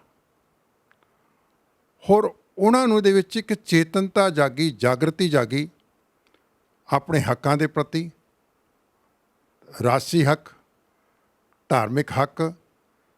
ਇਹ ਜੋ ਚੇਤਨਤਾ ਜਾਗੀ ਸੀਗੀ, ਉਹਦੇ ਵਿੱਚ ਜਦ ਭਾਈ ਅਮਰੀਕ ਸਿੰਘ ਜੀ, ਜੋ ਕਿ ਖਾਲਸਾ ਕਾਲਜ ਵਿਖੇ ਸਟੱਡੀ ਕਰਦੇ ਸੀਗੇ MA ਦੀ, ਉਹਨਾਂ ਦੇ ਕੋਲ ਵੀ ਇੱਕ ਚੰਗੀ ਸੂਝ-ਬੂਝ, ਗੁਰਮਤਿ ਦੀ ਬਹੁਤ ਤਕੜੀ ਪਕੜ, ਕਿਉਂਕਿ ਪਿਤਾ ਜੀ ਸੰਤ ਕਰਤਾਰ ਸਿੰਘ ਜੀ, ਘਰ ਦੇ ਵਿੱਚ ਪਰਵਰਿਸ਼ ਇਸ ਪ੍ਰਕਾਰ ਦੀ ਸੀਗੀ ਕਿ ਉਹਨਾਂ ਦੇ ਕੋਲ ਗੁਰਮਤਿ ਦੀ ਪਕੜ ਅਤੇ ਗੁਰਮਤਿ ਦੀ ਵਿਜ਼ਨ ਬਹੁਤ ਸਟਰੋਂਗ ਸੀਗਾ। ਹੋਰ ਉਹਨਾਂ ਨਾਲ ਜੋ ਟੀਮ ਬਣੀ, ਉਸ ਟੀਮ ਦੇ ਸਹਿਯੋਗ ਦੇ ਨਾਲ ਆਲ ਇੰਡੀਆ ਸਿੱਖ ਸਟੂਡੈਂਟ ਫੈਡਰੇਸ਼ਨ ਨੇ ਬਥੇਰੇ ਕੈਂਪ ਲਗਾਏ, educational camp, training camp, workshops ਵੱਖ-ਵੱਖ ਥਾਵਾਂ ਦੇ ਵਿੱਚ, ਪੰਜਾਬ ਅਤੇ ਪੰਜਾਬ ਤੋਂ ਬਾਹਰ ਵੀ। ਨਤੀਜਾ ਕੀ ਨਿਕਲਿਆ ਕਿ ਨੌਜਵਾਨ ਤਬਕਾ ਜਿਹੜਾ ਸੀਗਾ, ਉਹ ਨੌਜਵਾਨ ਤਬਕਾ ਹੌਲੀ ਹੌਲੀ ਸਿੱਖੀ ਦੇ ਨਾਲ ਜੁੜ ਗਿਆ। ਦੂਜੇ ਬੰਨੇ ਸ਼ਹੀਦ ਭਾਈ ਫੌਜਾ ਸਿੰਘ ਨੇ ਇੱਕ ਚੱਲਦਾ ਵਹੀਰ ਸਿਸਟਮ ਚਲਾਇਆ ਸੀਗਾ, ਜਿਹਦੇ ਅਧੀਨ ਕਿ ਉਹ ਗੁਰਮਤਿ ਦਾ ਪ੍ਰਚਾਰ ਕਰਦੇ ਸੀਗੇ। ਸੋ ਸਾਰੀਆਂ ਚੀਜ਼ਾਂ ਇਕੱਠੀਆਂ ਹੋ ਗਈਆਂ 1978 ਦੇ ਬਾਅਦ, ਜਿਹਦੇ ਕਰਕੇ ਇੱਕ ਐਸਾ ਮਾਹੌਲ ਸਿਰਜਿਆ ਗਿਆ। ਉਸ ਮਾਹੌਲ ਦੇ ਕਰਕੇ ਕੁਛ ਭਾਈ ਅਮਰੀਕ ਸਿੰਘ ਦੇ ਨਾਲ ਕੰਮ ਕਰਨ ਦਾ ਮੌਕਾ ਮਿਲਿਆ, ਉਹਨਾਂ ਨੂੰ ਸਮਝਣ ਦਾ ਮੌਕਾ ਮਿਲਿਆ, ਅਤੇ ਕਾਫੀ ਕੁਝ ਗੱਲਾਂ ਜਿਹੜੀਆਂ ਸਿੱਖੀਆਂ। ਹਾਲਾਂਕਿ ਉਮਰ 'ਚ ਮੇਰੇ ਕੋਲ ਛੋਟੇ ਸੀਗੇ, ਅਤੇ ਗੱਲ ਛੋਟੇ ਜਾਂ ਵੱਡੇ ਦੀ ਨਹੀਂ ਹੁੰਦੀ, ਗੱਲ ਕਿਸੇ ਕੋਲ ਸਿੱਖਣ ਦੀ ਹੁੰਦੀ ਹੈ। ਕਈ ਵਾਰ ਛੋਟਾ ਤੁਹਾਡੇ ਤੋਂ ਅੱਗੇ ਨਿਕਲ ਜਾਂਦਾ ਹੈ, ਹਾਂਜੀ, ਅਤੇ ਜੇ ਸਿੱਖਣਾ ਹੋਏ ਤਾਂ ਛੋਟੇ ਕੋਲੋਂ ਸਿੱਖ ਲਈਦਾ। ਤਾਂ ਮੈਂ ਕੁਛ ਗੱਲਾਂ ਉਹਨਾਂ ਕੋਲ ਸਿੱਖੀਆਂ ਗੁਰਮਤਿ ਨਾਲ ਸੰਬੰਧਿਤ। ਹਾਂਜੀ, ਪ੍ਰੋਫੈਸਰ ਸੀ ਖਾਲਸਾ ਕਾਲਜ? ਉਸ ਵੇਲੇ ਖਾਲਸਾ ਕਾਲਜ ਅੰਮ੍ਰਿਤਸਰ ਪ੍ਰੋਫੈਸਰ ਸੀਗਾ। ਭਾਈ ਅਮਰੀਕ ਸਿੰਘ ਸਟੂਡੈਂਟ ਸੀ? ਭਾਈ ਅਮਰੀਕ ਸਿੰਘ ਜੀ ਜਿਸ ਕੇ MA ਦੇ ਸਟੂਡੈਂਟ ਸੀਗੇ, ਅਤੇ ਜਿਸ ਗੁਰੂ ਨਾਨਕ ਨਿਵਾਸ ਵੀ ਪਹੁੰਚ ਗਏ ਨੇ, ਧਰਮਯੁੱਧ ਮੋਰਚਾ ਵੀ ਸ਼ੁਰੂ ਹੋ ਗਿਆ। ਅਤੇ ਮੇਰੇ ਉਹਨਾਂ ਨਾਲ ਜਿਹੜੇ ਸੰਬੰਧ ਸੀਗੇ ਨਾ, ਬੜੇ ਸੁਖਾਵੇਂ, ਬੜੇ ਪਿਆਰ ਵਾਲੇ ਹੈਂ, ਅਤੇ ਬੜੇ ਸਤਿਕਾਰ ਵਾਲੇ ਸੀਗੇ। ਉਹ ਐਜ਼ ਏ ਟੀਚਰ ਵੀ ਮੇਰਾ ਸਤਿਕਾਰ ਕਰਦੇ ਸੀਗੇ। ਹਾਂਜੀ, ਤੋ ਜਿੱਥੇ ਤੱਕ ਜਨਰਲ ਸ਼ਬੀਕ ਸਿੰਘ ਦੀ ਗੱਲ ਹੈ, ਮੈਂ ਇਹ ਸਰੋਤਿਆਂ ਨਾਲ ਗੱਲ ਸਾਂਝੀ ਕਰਨਾ ਚਾਹਾਂਗਾ ਜਿਹੜੀ ਗੱਲ ਮੈਂ ਕਈ ਸਾਲਾਂ ਤੋਂ ਆਪਣੇ ਅੰਦਰ ਹੀ ਸਮਾ ਕੇ ਰੱਖੀ ਹੋਈ ਸੀਗੀ। ਅਤੇ ਕਿਉਂਕਿ ਮੇਰਾ ਜਨਮ ਜਿਹੜਾ ਹੈ ਦੇਹਰਾਦੂਨ ਦਾ, ਅਤੇ ਮੈਂ ਛੁੱਟੀਆਂ ਦੇ ਵਿੱਚ ਹਮੇਸ਼ਾ ਆਪਣੇ ਪੇਰੈਂਟਸ ਨੂੰ, ਆਪਣੇ ਰਿਸ਼ਤੇਦਾਰਾਂ ਨੂੰ ਮਿਲਣ ਵਾਸਤੇ ਦੇਹਰਾਦੂਨ ਜਾਇਆ ਕਰਦਾ ਸੀਗਾ। ਅਤੇ ਦੇਹਰਾਦੂਨ ਦੇ ਵਿੱਚ ਵੀ ਇਸ ਪ੍ਰਕਾਰ ਦੀ ਗੱਲਬਾਤ ਸਿੰਘਾਂ ਦੇ ਵਿੱਚ ਹੁੰਦੀ ਸੀਗੀ ਕਿ ਵੀ ਅੰਮ੍ਰਿਤਸਰ ਦਾ ਮਾਹੌਲ ਕੀ ਹੈ, ਧਾਰਮਿਕ ਮੋਰਚਾ ਚੱਲ ਰਿਹਾ ਹੈ, ਅਤੇ ਸੰਤਾਂ ਦੇ ਬਾਰੇ ਪੁੱਛਦੇ ਸੀਗੇ, ਭਾਈ ਅਮਰੀਕ ਸਿੰਘ ਬਾਰੇ ਪੁੱਛਦੇ ਸੀਗੇ, ਜੁਝਾਰੂ ਸਿੰਘਾਂ ਦੇ ਬਾਰੇ ਪੁੱਛਦੇ ਸੀਗੇ ਲੋਕੀ। ਸੋ ਕੁੱਲ ਮਿਲਾ ਕੇ ਉੱਥੇ ਵੀ ਸੰਗਤਾਂ ਦੇ ਵਿੱਚ ਬੜੀ ਜਾਗਰਤੀ ਸੀਗੀ। ਅਤੇ ਕਰਦੇ ਕਰਾਂਦੇ ਜਨਰਲ ਸ਼ਵੇਕ ਸਿੰਘ ਦੇ ਨਾਲ ਸਾਡੀ ਮੁਲਾਕਾਤ ਹੋ ਗਈ। ਸ਼ਵੇਕ ਸਿੰਘ ਦੀ ਕਦੋਂ ਹੋਈ ਸੀ ਤੁਹਾਡੇ ਨਾਲ? ਮੇਰੇ ਨਾਲ ਇਹਨਾਂ ਦੀ ਮੁਲਾਕਾਤ ਦੇਹਰਾਦੂਨ ਵਿੱਚ ਹੋਈ ਸੀਗੀ। ਔਰ ਜੇ ਮੈਂ ਸੋਚਾਂ ਕਿ ਸ਼ਾਇਦ 82 ਦੇ ਲਾਗੇ ਚਾਗੇ ਇਹ ਮੇਰੀ ਮੁਲਾਕਾਤ ਹੁੰਦੀ ਹੈ। ਅਤੇ ਜਨਰਲ ਸ਼ਵੇਕ ਸਿੰਘ ਦੇ ਵਿੱਚ ਮੈਂ ਪਹਿਲੀ ਮੁਲਾਕਾਤ ਦੇ ਵਿੱਚ ਦੇਖ ਲਿਆ ਕਿ ਬਹੁਤ ਵੱਡਾ ਸਪਾਰਕ ਸਿੱਖੀ ਦੇ ਪ੍ਰਤੀ, ਬਹੁਤ ਵੱਡਾ ਜਜ਼ਬਾ ਇਹਨਾਂ ਦੇ ਵਿੱਚ ਸੀਗਾ। ਆਮ ਤੌਰ 'ਤੇ ਰਿਟਾਇਰਮੈਂਟ ਦੇ ਬਾਅਦ ਫੌਜੀ ਜਿਹੜੇ ਨੇ ਨਾ, ਉਹ ਆਰਾਮ ਪ੍ਰਸਤ ਹੋ ਜਾਂਦੇ ਨੇ ਕਿ ਬਈ ਸਾਰੀ ਉਮਰ ਨੌਕਰੀ ਕੀਤੀ ਹੈ ਅਤੇ ਹੁਣ ਆਰਾਮ ਪ੍ਰਸਤੀ ਦੀ ਜ਼ਿੰਦਗੀ ਜਿਹੜੀ ਹੈ ਨਾ ਉਹ ਬਤੀਤ ਕਰੀਏ। ਤੁਹਾਡੀ ਗੱਲ ਰੁਕਦੀ ਆ। ਨੌਕਰੀ ਦੇ ਵਿੱਚ ਉਹਨਾਂ ਬੜਾ ਵੱਡਾ ਨਾਮਣਾ ਖੱਟਿਆ ਸੀ। ਸੰਗਤ ਨੂੰ ਜ਼ਰੂਰ ਜਾਣੂ ਕਰਵਾਓ ਕਿ ਭਾਰਤ ਸਰਕਾਰ ਵੱਲੋਂ ਵੀ ਜਦੋਂ ਜਿਹੜੀ ਭਾਰਤ ਦੀ ਅਤੇ ਪਾਕਿਸਤਾਨ ਦੀ ਜੰਗ ਹੁੰਦੀ ਹੈ 1972 ਦੇ ਵਿੱਚ, 1972 ਦੇ ਵਿੱਚ ਜਿਹੜੀ ਜੰਗ ਹੈ, ਉਸ ਜੰਗ ਦੇ ਵਿੱਚ ਜਿਹੜਾ ਬੰਗਲਾਦੇਸ਼ ਦੀ ਕ੍ਰੀਏਸ਼ਨ ਹੈ, ਉਸ ਕ੍ਰੀਏਸ਼ਨ ਦੇ ਵਿੱਚ ਮੁਕਤੀ ਵਾਣੀ ਨਾਮ ਦੀ ਇੱਕ ਸੈਨਾ ਤਿਆਰ ਕੀਤੀ ਗਈ ਸੀਗੀ। ਔਰ ਉਹ ਸੈਨਾ ਜਿਹੜੀ ਸੀਗੀ ਤਿਆਰ ਕਰਨ ਦੇ ਵਿੱਚ ਸਾਰਾ ਪਲੈਨਿੰਗ, ਸਟ੍ਰੈਟਜੀ, ਰੋਲ ਇਹ ਜਨਰਲ ਸ਼ਵੇਕ ਸਿੰਘ ਦਾ ਸੀਗਾ। ਹੋਰ ਜਨਰਲ ਸ਼ਵੇਕ ਸਿੰਘ ਮੁਕਤੀ ਵਾਣੀ ਬਣਾਉਣ ਵਾਸਤੇ ਉਹ ਭਾਰਤ ਸਰਕਾਰ ਵੱਲੋਂ ਇੱਕ ਖੁਫੀਆ ਆਫੀਸਰ ਦੇ ਰੂਪ ਦੇ ਵਿੱਚ ਇਹ ਪਹਿਲਾਂ ਹੀ ਉੱਥੇ ਚਲੇ ਗਏ ਸੀਗੇ। ਪਾਕਿਸਤਾਨ ਮਤਲਬ ਜਿਹੜਾ ਹੁਣ ਬੰਗਲਾਦੇਸ਼ ਬਣ ਗਿਆ, ਉੱਥੇ ਚਲੇ ਗਏ। ਉੱਥੇ ਜਾ ਕਰਕੇ ਉਹਨਾਂ ਲੋਕਾਂ ਨੂੰ ਆਰਗੇਨਾਈਜ਼ ਕੀਤਾ। ਤਾਂ ਕਹਿਣ ਤੋਂ ਮਤਲਬ ਮੇਰਾ ਹੈਗਾ ਕਿ ਜਨਰਲ ਸ਼ਵੇਕ ਸਿੰਘ ਦੇ ਵਿੱਚ ਜਿੱਥੇ ਇੱਕ ਮਿਲਟਰੀ ਵਿਜ਼ਨ ਸੀਗਾ, ਉਹਦੇ ਨਾਲ ਦੇ ਨਾਲ ਰਿਟਾਇਰਮੈਂਟ ਦੇ ਬਾਅਦ ਵੀ ਉਹਨਾਂ ਦੇ ਅੰਦਰ ਜਿਹੜਾ ਅੰਦਰ ਸਿੱਖੀ ਜਜ਼ਬਾ ਸੀਗਾ, ਉਹ ਮੈਂ ਵੇਖਿਆ ਹੈ ਕਿ ਬਹੁਤ ਵੱਡਾ ਜਜ਼ਬਾ। ਆਮ ਤੌਰ 'ਤੇ ਅਫਸਰਾਂ ਦੇ ਵਿੱਚ ਰਿਟਾਇਰਮੈਂਟ ਦੇ ਬਾਅਦ ਇਹੋ ਜਿਹਾ ਜਜ਼ਬਾ ਬੜਾ ਰੇਅਰ ਦੇਖਣ 'ਚ ਆਉਂਦਾ ਹੈ, ਰੇਅਰ। ਸੋ ਇਹਨਾਂ ਨੇ ਫਿਰ ਮੈਨੂੰ ਕਿਹਾ ਕਿ ਵੀ ਤੁਸੀਂ ਸੰਤਾਂ ਦੀ ਗੱਲਾਂ ਸੁਣਾਓ, ਜਿਹੜਾ ਪੰਜਾਬ ਦੇ ਮਾਹੌਲ ਹੈ ਇਹਦੀਆਂ ਗੱਲਾਂ ਸੁਣਾਓ। ਮੈਂ ਸੁਣਾਈਆਂ ਉਹਨਾਂ ਨੂੰ, ਜਿੰਨੀ ਕੁ ਮੈਨੂੰ ਜਾਣਕਾਰੀ ਸੀਗੀ ਮੈਂ ਗੱਲਾਂ ਸਾਂਝੀਆਂ ਕੀਤੀਆਂ। ਇਹਨਾਂ ਨੇ ਫਿਰ ਇੱਛਾ ਪ੍ਰਗਟ ਕੀਤੀ ਕਿ ਬਈ ਤੁਸੀਂ ਸੰਤਾਂ ਨੂੰ ਜਾਣਦੇ ਹੋ ਅਤੇ ਤੁਸੀਂ ਮੇਰੀ ਉਹਨਾਂ ਨਾਲ ਮੁਲਾਕਾਤ ਕਰਾਓ। ਜਨਰਲ ਸ਼ਵੇਕ ਸਿੰਘ ਜੀ ਨੇ ਉਦੋਂ ਤੁਹਾਡੇ ਨਾਲ ਗੱਲ ਕੀਤੀ ਹੈ? ਸ਼ਵੇਕ ਸਿੰਘ ਜੀ ਨੇ ਦੇਹਰਾਦੂਨ ਵਿਖੇ ਮੇਰੇ ਨਾਲ ਗੱਲ ਕੀਤੀ। ਉਹਨਾਂ ਨੇ ਕਿਹਾ ਕਿ ਮੈਨੂੰ ਉਹਨਾਂ ਨਾਲ ਤੁਸੀਂ ਮਿਲਾਓ। ਮੈਂ ਕਿਹਾ ਮੈਂ ਮਿਲਾ ਸਕਦਾ, ਕਿਉਂਕਿ ਬਾਈ ਦੈਟ ਟਾਈਮ ਸੰਤ ਜਰਨੈਲ ਸਿੰਘ ਜੀ ਬਾਈ ਨੇਮ ਵੀ ਮੈਨੂੰ ਜਾਣਦੇ ਸੀਗੇ, ਕਿਉਂਕਿ ਮੈਂ ਖਾਲਸਾ ਕਾਲਜ ਨੌਕਰੀ ਕੀਤੀ ਸੀਗੀ, ਕਰਦਾ ਸੀਗਾ, ਅਤੇ ਬਾਈ ਫੇਸ ਵੀ ਜਾਣਦੇ ਸੀਗੇ। ਤਾਂ ਮੈਂ ਇਹਨਾਂ ਨੂੰ ਹਾਮੀ ਭਰਤੀ। ਇਹਨਾਂ ਕੋਲ ਇੰਪੋਰਟਡ ਗੱਡੀ ਹੁੰਦੀ ਸੀਗੀ, ਕਾਰ ਸੀਗੀ। ਉਹ ਇੰਪੋਰਟਡ ਕਾਰ ਜਿਹੜੀ ਸੀਗੀ, ਸਾਡੀਆਂ ਗੱਡੀਆਂ ਤਾਂ ਰਾਈਟ ਹੈਂਡ ਸਾਈਡ 'ਤੇ ਸਟੇਅਰਿੰਗ ਹੁੰਦਾ, ਉਹ ਗੱਡੀ ਦੇ ਵਿੱਚ ਲੈਫਟ ਹੈਂਡ ਸਾਈਡ ਸਟੇਅਰਿੰਗ ਸੀਗਾ। ਮੈਂ ਇਹਨਾਂ ਦੇ ਨਾਲ ਹੀ ਉੱਥੋਂ ਤੁਰ ਪਿਆ, ਅਤੇ ਜਦੋਂ ਤੁਰ ਪਏ ਅਤੇ ਰਾਹ 'ਚ ਪਤਾ ਲੱਗਿਆ ਕਿ ਵੀ ਇਹਨਾਂ ਦੀ ਗੱਡੀ ਦਾ ਹੌਰਨ ਨਹੀਂ ਹੈਗਾ ਹੈ। ਹੋਰ ਯਕੀਨ ਕਰਨਾ, ਚਲੋ ਟ੍ਰੈਫਿਕ ਤਾਂ ਉਸ ਵੇਲੇ ਵੀ ਸੀਗਾ ਕਾਫੀ, ਲੇਕਿਨ ਇਹ ਬਗੈਰ ਹੌਰਨ ਵਜਾਏ ਗੱਡੀ ਲੈ ਕਰਕੇ ਤੁਰੇ ਆਏ। ਉਹ ਗੱਡੀ ਦੀ ਸਪੀਡ ਵੀ ਕਾਫੀ ਸੀਗੀ, 450 ਕਿਲੋਮੀਟਰ ਦਾ ਸਫ਼ਰ ਸੀਗਾ, ਜੋ ਕਿ ਅਸੀਂ ਬਗੈਰ ਹੌਰਨ ਦੇ ਤੈਅ ਕੀਤਾ। ਹੋਰ ਫੌਜੀ ਦਲੇਰ ਅਫਸਰ, ਸਿੱਖ ਅਫਸਰ ਹੈਂ, ਔਰ ਵਾਹਿਗੁਰੂ ਦਾ ਜਾਪ ਕਰਦੇ ਹੋਏ ਹੈਂ, ਅਤੇ ਇਹ ਗੱਡੀ ਲੈ ਕੇ ਆ ਗਏ ਅਤੇ ਸੰਤਾਂ ਨਾਲ ਮੁਲਾਕਾਤ ਕਰਾਈ। ਮੈਂ ਦੱਸਿਆ ਸੰਤਾਂ ਨੂੰ, ਮੈਂ ਕਿਹਾ ਜੀ ਇਹ ਜਨਰਲ ਸ਼ਵੇਕ ਸਿੰਘ ਨੇ, ਦੇਹਰਾਦੂਨ ਤੋਂ ਅਸੀਂ ਇਕੱਠੇ ਆਏ ਹਾਂ। ਸੰਤ ਬੜੇ ਖੁਸ਼ ਹੋਏ, ਬਹੁਤ ਖੁਸ਼ ਹੋਏ ਇਹਨਾਂ ਮਿਲ ਕੇ। ਅਤੇ ਮੈਨੂੰ ਯਾਦ ਆਇਆ ਕਿ ਸੰਤਾਂ ਨੇ ਉਹਨਾਂ ਨੂੰ ਪਹਿਲਾ ਸਵਾਲ ਕੀਤਾ ਕਿ ਵੀ ਜਨਰਲ ਸਾਹਿਬ ਬੰਗਲਾਦੇਸ਼ ਦੀ ਲੜਾਈ ਜਿੱਤ ਕੇ ਆਏ ਹੋ ਅਤੇ ਮਿਲਣ ਲਈ ਆਏ ਸਾਨੂੰ, ਹਥਿਆਰ ਕਿੱਥੇ ਨੇ ਹੈਂ? ਮਤਲਬ ਇੱਕ ਲਾਈਟਰ ਮੂਡ ਦੇ ਵਿੱਚ ਗੱਲਬਾਤ ਕੀਤੀ ਹੈ ਕਿ ਕਿੱਥੇ ਨੇ ਹਥਿਆਰ, ਹਾਂਜੀ। ਕਹਿੰਦੇ ਹੁਣ ਮੈਂ ਤੁਹਾਡੇ ਕੋਲ ਆ ਗਿਆ, ਜਿੱਥੇ ਮੈਨੂੰ ਵਰਤਣਾ ਵਰਤ ਲਓ, ਹਾਂਜੀ। ਸੋ ਕਹਿਣ ਤੋਂ ਭਾਵ ਕਿ ਇੱਕ ਅੰਦਰ ਸਮਰਪਣ ਦੀ ਭਾਵਨਾ ਸੀਗੀ, ਸਮਰਪਿਤ ਹੋ ਕਰਕੇ ਕੁਛ ਕਰਨ ਦੀ ਲਾਲਸਾ ਸੀਗੀ ਅੰਦਰੋਂ। ਜਿਹੜਾ ਸੀਗਾ ਨਾ, ਮੈਂ ਸੋਚਦਾ ਕਿ ਗੁਰੂ ਨੇ ਇੱਕ ਪ੍ਰੇਰਣਾ ਦੇ ਕਰਕੇ, ਮੈਂ ਤਾਂ ਇੱਕ ਬਹਾਨਾ ਬਣਿਆ। ਖੇਡ ਸਾਰੀ ਗੁਰੂ ਦੀ ਹੈ, ਖੇਡ ਸਾਰੀ ਜਿਹੜੀ ਕਲਗੀਧਰ ਪਾਤਸ਼ਾਹ ਦੀ ਹੈ। ਬੰਦਾ ਵਿੱਚ ਬਹਾਨਾ ਬਣਦਾ, ਬੰਦਾ ਵਿੱਚ ਇੱਕ ਇੰਸਟਰੂਮੈਂਟਲ ਬਣਦਾ, ਜਰੀਆ ਬਣਦਾ ਹੈ ਕਿਸੇ ਨੂੰ ਮਿਲਾਉਣ ਵਾਸਤੇ। ਖੇਡ ਨਿਰੰਕਾਰ ਦੀ ਚੱਲਦੀ ਹੈ। ਹੋਰ ਸੰਤਾਂ ਦਾ ਜਿਹੜਾ ਵਿਜ਼ਨ ਸੀਗਾ ਇਤਨਾ ਜ਼ਬਰਦਸਤ ਸੀਗਾ, ਸਪਿਰਿਚੁਅਲ ਵਿਜ਼ਨ, ਕਿ ਸੰਤਾਂ ਨੂੰ ਉਸੇ ਵੇਲੇ ਪਤਾ ਲੱਗਿਆ ਕਿ ਇਸ ਬੰਦੇ ਦੇ ਵਿੱਚ ਸਪਾਰਕ ਹੈਗਾ। ਹੋਰ ਉਹ ਸਪਾਰਕ ਜਿਹੜਾ ਸੀਗਾ ਅੱਜ ਅਸੀਂ ਦੇਖ ਰਹੇ ਹਾਂ, ਅੱਜ 36 ਸਾਲ ਹੋ ਗਏ ਨੇ, ਸਾਰਾ ਸਿੱਖ ਜਗਤ ਉਹਨਾਂ ਨੂੰ ਨਤਮਸਤਕ ਹੁੰਦਾ ਹੈ। ਅਤੇ ਜੋ ਉਹਨਾਂ ਦੇ ਸਪਾਰਕ ਸੀਗਾ, ਜਜ਼ਬਾ ਸੀਗਾ, ਇੱਕ ਗੱਲ ਚੇਤੇ ਰੱਖਿਓ, ਸਿੱਖੀ ਵਿੱਚ ਜਿਹੜੀ ਚੀਜ਼ ਸਭ ਤੋਂ ਜਿਹਦੀ ਇੰਪੋਰਟੈਂਟ ਹੈ ਨਾ,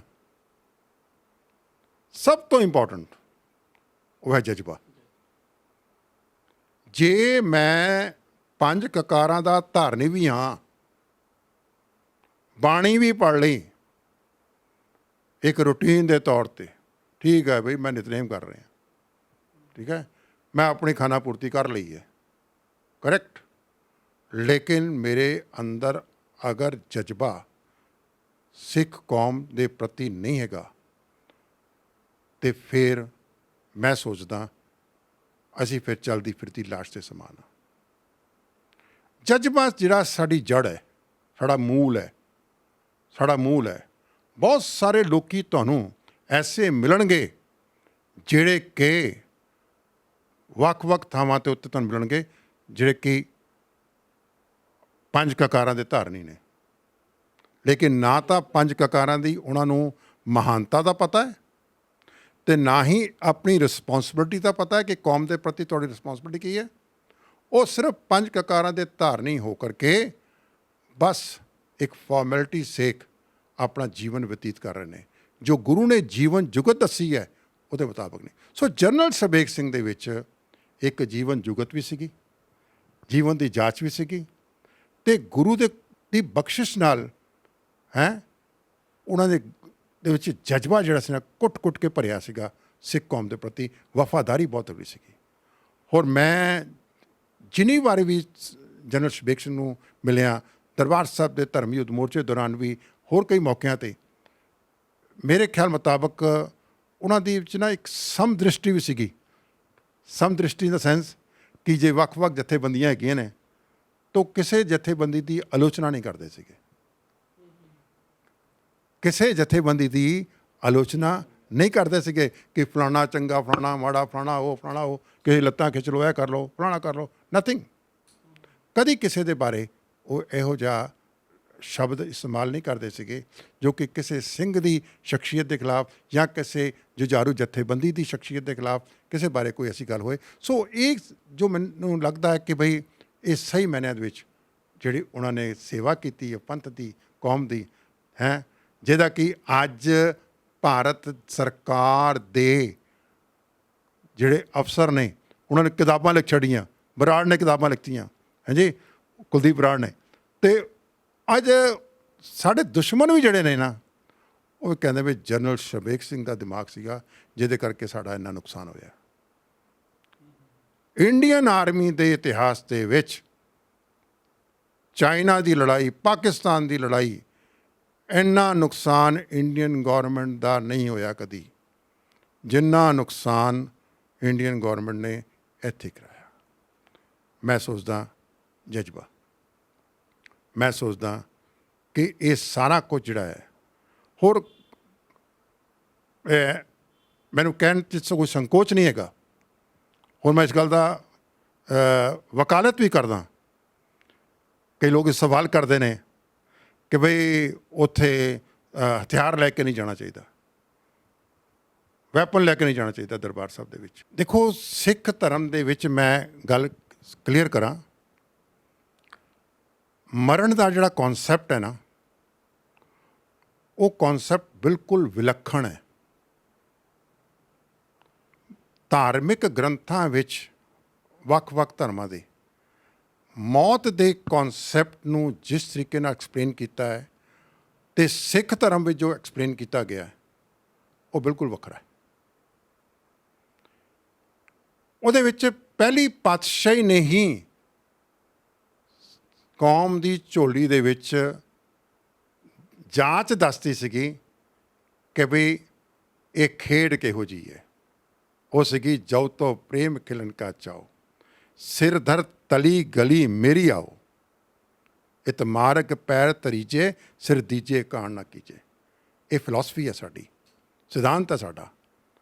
ਕਿਸੇ ਹੋਰ ਮਤ ਦੇ ਲੋਕ ਇਸ ਨੂੰ ਕ੍ਰਿਟਿਸਾਈਜ਼ ਕਰ ਸਕਦੇ ਨੇ, ਲੇਕਿਨ ਸਚਿਆਰ ਮਨੁੱਖ ਬਣਨ ਵਾਸਤੇ, ਗੁਰੂ ਨਾਨਕ ਦੀ ਫਿਲਾਸਫੀ ਮੁਤਾਬਕ ਸਚਿਆਰ ਮਨੁੱਖ ਬਣਨ ਵਾਸਤੇ, ਖਾਲਸਾ ਬਣਨ ਵਾਸਤੇ ਤੁਹਾਨੂੰ ਇਸ ਫਿਲਾਸਫੀ ਦੇ ਮੁਤਾਬਕ ਚੱਲਣਾ ਪਏਗਾ।